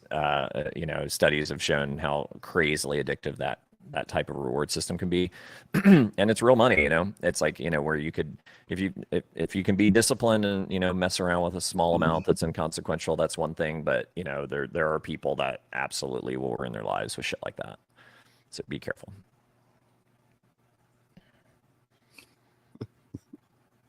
Wah, wah. That's right, buddy. Briz. Man, I hear Has people anyone talking about Briz all the time, everywhere. Seven talks about you every morning. I think he Alright. likes you. Crypto 7. Give that guy a follow. Go check out his show. It's actually pretty entertaining. He does a really good show. He's the Yeah. UK's #1 streamer. Number everybody. one, not number 7. He's 7, but he's number 1. Not 3, 1. I watch him So- every time he streams. Yeah. You know, Much I've been love getting to up Crypto 7. extra early, and I've been catching his show a lot more lately. And he does a good show. So You we're getting up? giving What are you you getting up at 3:00 in the morning? I mean, yeah, you got to be up Yeah. early to see that. yeah, pretty much. Yeah, sometimes I wake up around 2 or 3, and You should go get I your liver catch him. checked. So we're just giving Crypto 7 giving you a shout out. So I want right. to hear another shout out from you to the Game Yeah. Theory gang. Give us a GM back. Is he in the chat? No, Oh, probably not. Oh, yeah. It's the middle of the night, probably there in Europe. But yeah, a shout out Yeah, to that's true. Crypto 7 for being consistent, making content daily. It was his birthday yesterday, I believe, or Happy the day before. birthday. So Oh, we That's should how all you know sing. I was listening. Do you want to sing for him? We can Say sing. hey. Nah. Happy birthday. Okay, Happy, yeah, sorry So- about that. happy Briz Day to you. the Happy Briz the best Day birthday to gift you. for Crypto 7 is to make the price of all the RH assets go to the moon. And No, speaking no, of no, which, no. Monte Carlo, I missed not the moon. Monte Carlo. I missed Jerry is asking in the chat, has anyone used portalxswap.io? And I must admit, that's one of my favorite ways to do cross-chain swaps. So the way that it works is you can go from Solana to Pulse Chain, as long as it's less than $1,200, and it takes less than 10 minutes. For me, it took 6 minutes once and 8 minutes another time. Really powerful. You can go from Binance Smart Chain to Pulse Chain to Ethereum. You can go Ethereum, you know, all these different chains. It even works from Base. So you can go from Base to Pulse Chain. Now, the reason you'd want to do that is so you can get the RH assets and, you know, help get the prices up on those. It is going through change now. which is fine. You know, maybe there's a small slippage that's being paid there, but I've found the rates to be very good. Of course, do your own research, but it's faster than the bridge. It's not necessarily more secure for thousands or millions of dollars, but it's a good place to start. And if you need gas, it can be really helpful too. Is that a that bridge allow you to bring other assets, or is it only what kind of assets can you bring across? Is it very specific? It's not a bridge, it's a swap. So like, let's say that I have some Solana token. You did say that. Or let's say I have anything on Solana, or I have anything on Binance, or I have anything on Base Chain. I can swap.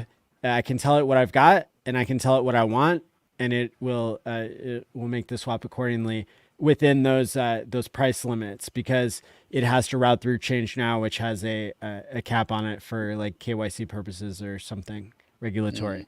But it's portalxswap.io, and I've used it more and more, and it's made by Power City. Huh. I don't leave Pulse Chain. Yeah, that's pretty much where I live as well. Fair enough. Cross chain. But I appreciate it. I appreciate it because I was thinking about beginning to launch meme coins on Solana. Well, You know, there you go. Salty Briz coin. Just bring them back. Bring them Salt back vinegar. once you hook them on Solana. Any Briz meme coin vinegar. launched on Solana should have Pulse Chain attached to the name. Think about that. Actually, that's not a bad branding point. Briz Salty. Brisology on Pulse Chain on Solana. Yeah, that's probably not a bad idea. I mean, even though it's not the bridge like per se, but a way to accomplish that might be to name it, Briz Salty from Pulse Chain, something like that, so that people see that over and over again. Because there is some merit to this. I know from Maxi point of view, it'd be like, no, we don't need to talk to these people. But there are quite a few users, of course, over there, and have quite a bit of value. And we would like to introduce them to Pulse Chain. And so I've talked to a few people about potential projects. But he runs into all the same arguments we would have here, and that's do you do something somewhere else? You're bringing value somewhere else. How do you get them to bring the value back? Will they really bring the value back? Who's going to front the money for this, right? The cost, the value for that. If you go create something somewhere else, now you do liquidity. Who's doing the liquidity? You have all the same normal, like market making type issues, right? So. Yep. I really do miss Jerry, and I just want to tell you that. I think we all do. I've been speaking at a lot of these meme coin spaces that have thousands and thousands of people listening live and even more on the replay. And that's been really interesting because I would always soft shill Pulse Chain. But, I'd used Base before. I understand what clever things I can say about like the crypto news of the day. And so I'm able to like make a favorable impression on all the other broadcasters and the audience and everything. But it's only recently that I even started playing around with Solana with a small amount of money that I'm willing to lose. And sure enough, it's Rug City over there. And it's a nightmare. So don't do it. See, and that's kind of like one of the, I don't want to say fears, but that's kind of one of the things I was thinking about when everyone starts making all these useless meme coins on Pulse Chain. They're just going to be like, oh, that's Pulse Chain is Rug City. It's a nightmare. You don't want to go over there. I'm just kind of wondering if that's part of the plan of making all these meme coins is just to make our chain look bad.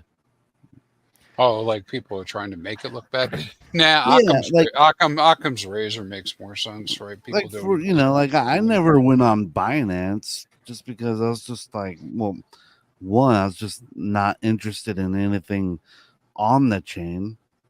But one of the things that really kept me off of it kind of was just knowing there's just a whole bunch of just crap coins on it. It's like Tron, going on Tron. Like, why do you want to go on Tron? So you can have all your money stolen from you with a rug pull of some kind. So Yeah, I think Big K had. I think he nailed it. And it was day one of the conference. I clipped it and threw it out there in a tweet a while ago. And he was saying what he was looking at is money coming across the bridge into Pulse Chain. And until that number increases significantly, then essentially it's just a game of musical chairs, like of people that are in the space trying to take money 100%. from other people in the space. So, and I feel like there's a component of that that's crabs in a bucket, right?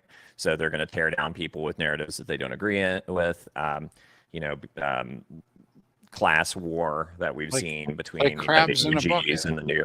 Yeah, like crabs in a bucket, right? Yeah, and, I know what that means. I can visualize that because I've had crabs in a That's bucket. right. It's like anytime somebody Yeah. gets to the top, someone else is going to grab them and pull them down, right? So it's like, yeah. So it's like, I mean, I think that that's just kind of the nature of the space to a degree, and I think it's important that we focus on education like we do, and as stale and boring as it might seem with things like HEX and T-shares and those types of things, but I think as far as long term, I've said this 100 times if I've said it once. If you look at a staking ladder versus your scatter shot of lottery ticket plays, I think the math will bear out that you're going to be better off positioning yourself. I mean, think about it. It's like, look at TradFi. It's like, why are there so many people in the bond market? Why are there so many people in time? Why is the time deposit market such a huge sector, right? It's going to like, grow to 30 trillion. Yep. Right. I mean, so it's like, that's not dumb money. It's like, there's a reason that you have things that are, that are yield producing. Johnny talked about it in the green room before he came on. It's like that's really where focus, I think, needs to be. And obviously, I'm a huge proponent of HEX. I think HEX has got legs. I think it's really going to surprise in the coming years, including this bull market. And we've seen it already, even on small pumps, how a lot of those quote unquote shitcoin plays dump as soon as you see that 20% run up we had like a week or so ago, a couple weeks ago in HEX and the RH ecosystem, where everything pumped, and Hexo came out and did a stream about it. And what happened? Yeah, did it get sold down eventually? Sure, but that's the nature of the trend that we're in. However, if you look at that day, all the other stuff dumped. So is that a coincidence? And it doesn't make sense. Like, if a lot of it's bonded to Paul, shouldn't it kind of help pull each other up? No, it's like people were chasing green candles. That's the nature. Well, yeah. I mean, if nobody takes, so that's very difficult to analyze, right? Because if nobody takes any action but Briz, because we know Briz is going to do stuff, right? Because he's right. So he's going to do stuff, and then he dictates what happens with the rest of the pieces. But as soon as you jump in or I jump in and we start swapping in and out, it just exasperates whatever the move is, right?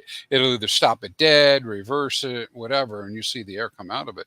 And so, yeah. Axis talks about this all the time too, is that when the time comes and suddenly, people are going to move, let's just say everybody's going to move into ink for sake of argument. Well, that value ratio has got to come from somewhere, and that means something else is going down, and probably further away you are from Pulse, those are the things that are going to go down in value, right? Because we've all been there, right? I mean, I guess like normal bags get a couple $100 and something, and you're like, I've been waiting for this for 12 weeks. I'm not waiting any longer. Let me get out of this, right? I mean, it's it's $100, $300, right? So you're like, I have a better, everybody's talking about ink. Ink just went up. Look, it just doubled in price. Let me buy it at the top. That's how it works, right? So, Yeah. Human psychology. Oh, that's the one going up. That's the one I should buy. Yeah, dude. I was laughing, because I don't think it's funny, but I think it's ironic because these are my emotions too, right? So I'm sitting here right now having these emotions. I'm like, man, everything. If I let myself get down, I'd be like, oh man, everything sucks. Prices are down. Look, everything's red, right? So I'm not going to buy anything now. So what? Wait until it all goes up, and then if I'm not the fastest guy, then I'm getting the highest price. What the hell? So it's like completely opposite what Richard taught us, right? Like, Yep. get in early, hold. Instead, my emotions are playing on this whole chase that green candle, bros. Chase it. Yep, I think it'll be interesting when he comes back to streaming and stuff. After You don't know. He's not coming back. You don't know. I think he's coming back, but it's like, okay, let's pretend like he's coming back. I think it will be carnage. Like it'll be where his old streams where he talked about like the river with his enemies floating by. I think there's going to be some people called on the carpet, like in our own community, that have kind of strayed from his teachings and taken others with him. I think it's gonna be interesting to see how people respond to that. But I'm here for it. Yeah. Yeah, of course. All right, I got something interesting to bring up, and I'd like to know what all of y'all think about it.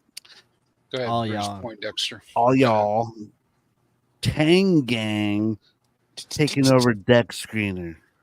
Yeah. I thought that was I thought that was in really bad taste, but I thought Was it but this is- malicious or but was this- it I think it was a exposing joke. an open hole? But this is DeFi, right? So, and that's a company, that's a private company or whatever company. I don't know, maybe it's not private. And they have their rules, right? So whatever they did to do it, if somebody has a problem with it, they should go change it. So can we feel- explain to feel people the who aren't on Twitter all the time, like what exactly we're talking about here? So Does anybody have a on- screenshot, or I think I might be able to bring it up in a second. Yeah, you should pull it up so I don't misstate it. basically on Deck Screener, when they list a coin off to the right, it kind of shows all the stats on each coin, and I got it. and it's usually just kind of blank. There's no picture, there's no description, but people who pay for, it's like $300, and you can put up a banner and a little description, and you can put in the links, and they can direct where you want the links to go. And no one has ever updated that on the Pulse and Pulse X and even Hex Deck Screener. And Tang Gang Bullish OX recently, I guess, paid to update it, and they kind of updated it with a little bit of a Tang Gang zest. They called it pulp chain. I mean, it was funny to a degree, but I mean, as far as I think the net effect is negligible. But short term, I can see where it could be frustrating for people because it's like they're just getting into Pulse Chain. They've gone through the steps of kind of figuring out like how to buy it. Pulse X, the whole nine. And then all of a sudden they see this thing where it's like Pulp Chain. What's that? You know what I mean? It's like, and why is it taking me over here instead of over there? And like, and it gives them some hesitancy on an area that they're maybe not real comfortable with yet. So, for that reason, I can see how people could get pretty upset with the notion. But like Crispy said, it's DeFi, man. It's freedom of speech. It's like people can do it. If Deck Screener wants to allow whomever to come along with $300 and put a description up for whatever token they choose, that's the system as it is. So Now, don't try that with a company because or somebody's got their own business. Please they may do. no, because you do that, then they may just smash you because that's something a little bit different. But yeah, I mean, I don't like what they did, Bruce. I don't like it at all. But I don't really think it was a great idea that they put on like the little pulse thing going into like an orange juice, and then like the other thing was Bullish OX was like, message me if you want it to be changed. It's like, no, dude, you should have just put the right stuff up and quit trying to hold the Deck Screener banner as like some kind of hostage situation to where we need to come and kiss your fucking shoes in order for you to change it. You can blow me. How about that, Bullish? But with that said, they reverted it. That's pretty salty. Okay, it must have been changed back, and and by must Yeah. have, It got I changed mean, back pretty quickly. Yeah. I just clicked on this link that Rex Rich has put underneath, so I'm assuming that that's the right pair, and it looks like it's been changed there, unless he linked the wrong No, post originally. I believe that was Uh, it. It got reversed because Okay. I think the guys over at Gold Pulse may have actually. I heard I don't check the links, but I haven't checked the links on there. But apparently the guys at Gold Pulse were sending it to the Gold Post website. And I heard one of the reasons for that was that if you linked the IPFS website, every time it gets updated, that becomes like not a good link anymore. And so Gold Pulse was saying, hey, Yeah. link it to our stuff. Our stuff is solid. It's not, the links aren't updating whenever there's an update. And you know, the Tengang were like, hey, Gold Pulse is trying to steal customers or volume through the links. But I think that's a little ridiculous. I don't think anyone is going to Deck Screener and using those particular links to buy all their Pulse Chain stuff. Well, I've done that, but yes, I hear you. There. Have you? All right. Yeah, I'm sure there's some people that have clicked on it. Yeah. Well, you know how But- you know how I found that rabbit hole.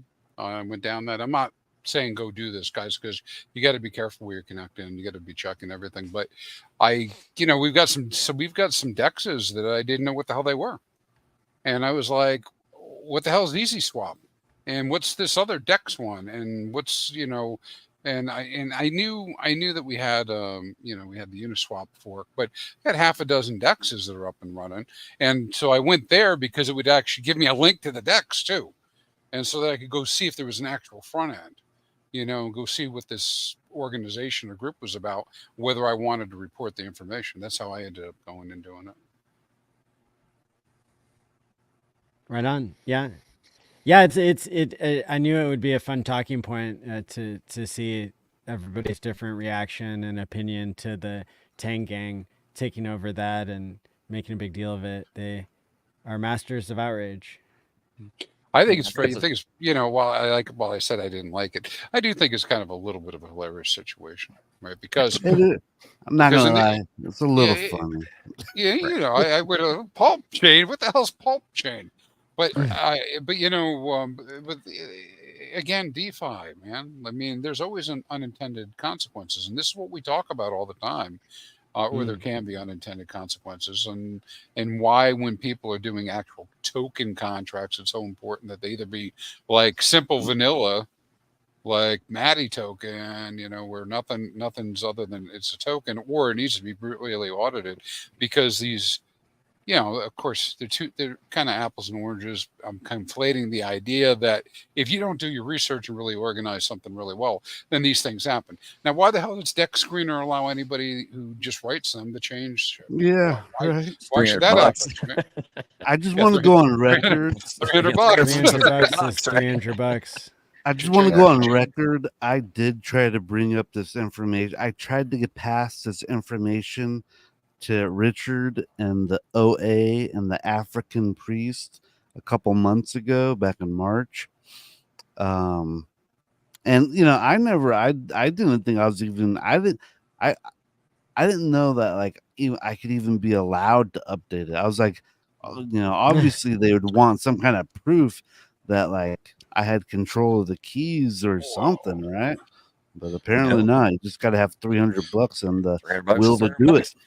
Yeah. Well, you have to KYC too when you do it. I mean, you're connecting stuff you? together. So, I doubt Bullish KYC themselves. Well, I mean, you're leaving They're bread not trails. paid. You're leaving bread trails all over the place. But here's the funny thing: is we think of crypto right now, and probably most of us are all using Dex Screener.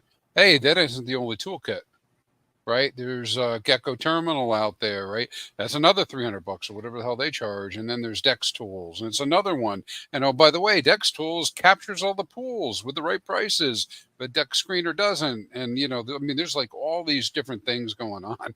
So yeah, I mean, so from a a chain perspective, I couldn't see, if I was running the chain, taking a step back and going, let's do, I'm going to go contact every DEX that exists everywhere and pay them for all the listings all the time. Fuck that, man. And pay Yeah, thousands and tens of thousands of dollars to get the stuff. You need the token out there, the communication chains differently. I like it being updated. I mean, we updated ours, but like Maddie, I don't know if you did yours, but you could pay $300 and update it.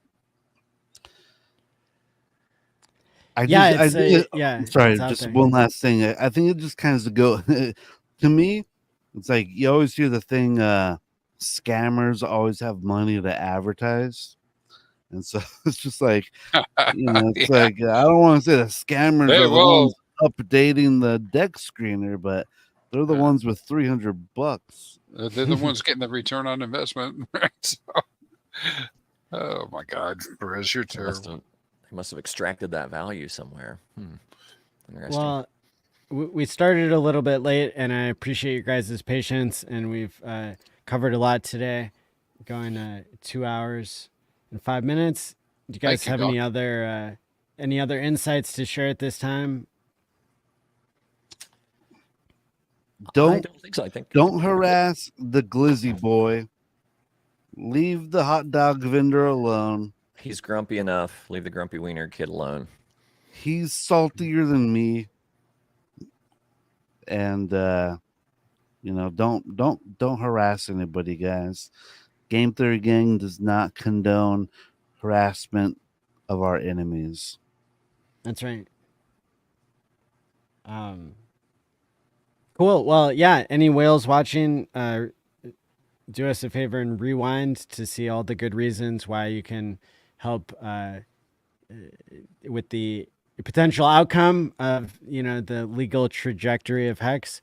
So much appreciated to anybody who is planning on donating there to the official address. Watch out for imposters, and let's go around the room and have everybody say how people can find you other than the link in the description below. I'm Brisology. You can find me on Twitter or X.com. No, don't find me. Leave me alone. Don't go away now. You got such a pretty mouth. You're good. I reject that. Don't look for me. Don't find me. I don't want to hear it. I'm not gonna buy whatever you're shilling. Get out of here. All right, sorry. Go ahead, ChrispyMan. Get off my lawn. Get off my lawn. Get off my lawn. That's right. Hey, Get off my blockchain. Just hexfire.io. Come check out the blogs and stuff that are up there. You can check out the data and charts that I have up. And you can become a member if you'd like. But come check it out. Here on Tuesday night with these fine gentlemen. And on X at Tobiwan_Hexobi. And then on Thursday afternoons at 4:45 p.m. for TA with Tobiwan with my good friends DJ Cryptomatic and Papa B. So come check it out if you want to see some shitty TA. Well, that's a great show. Not too shitty. Astrology for men. It's fun. Yeah, right. Pretty much. I think the funniest part is Papa. I mean, Papa's pretty funny. When he's interacting with you. Like, hey, Toby, good to see you. You have 33 seconds. Are you done yet? Yeah. Hurry up. Hurry up. On the spot, dude. It's like hey, it's time for me to go take a. Yeah. Well, and you guys had Nerd Girl on this past week, I think. We did. That was a good one. That was the week before, so yeah. Good stuff. I haven't heard. We haven't Thursday. Yep. So thanks everybody for tuning in. Hit the like and subscribe button. Share this out. And until next time, stake wisely, my friends, and peace out. Stay crispy. Adios. Leave Briz alone. Save us, God whale. Leave Briz alone. Leave him alone. Poor Briz.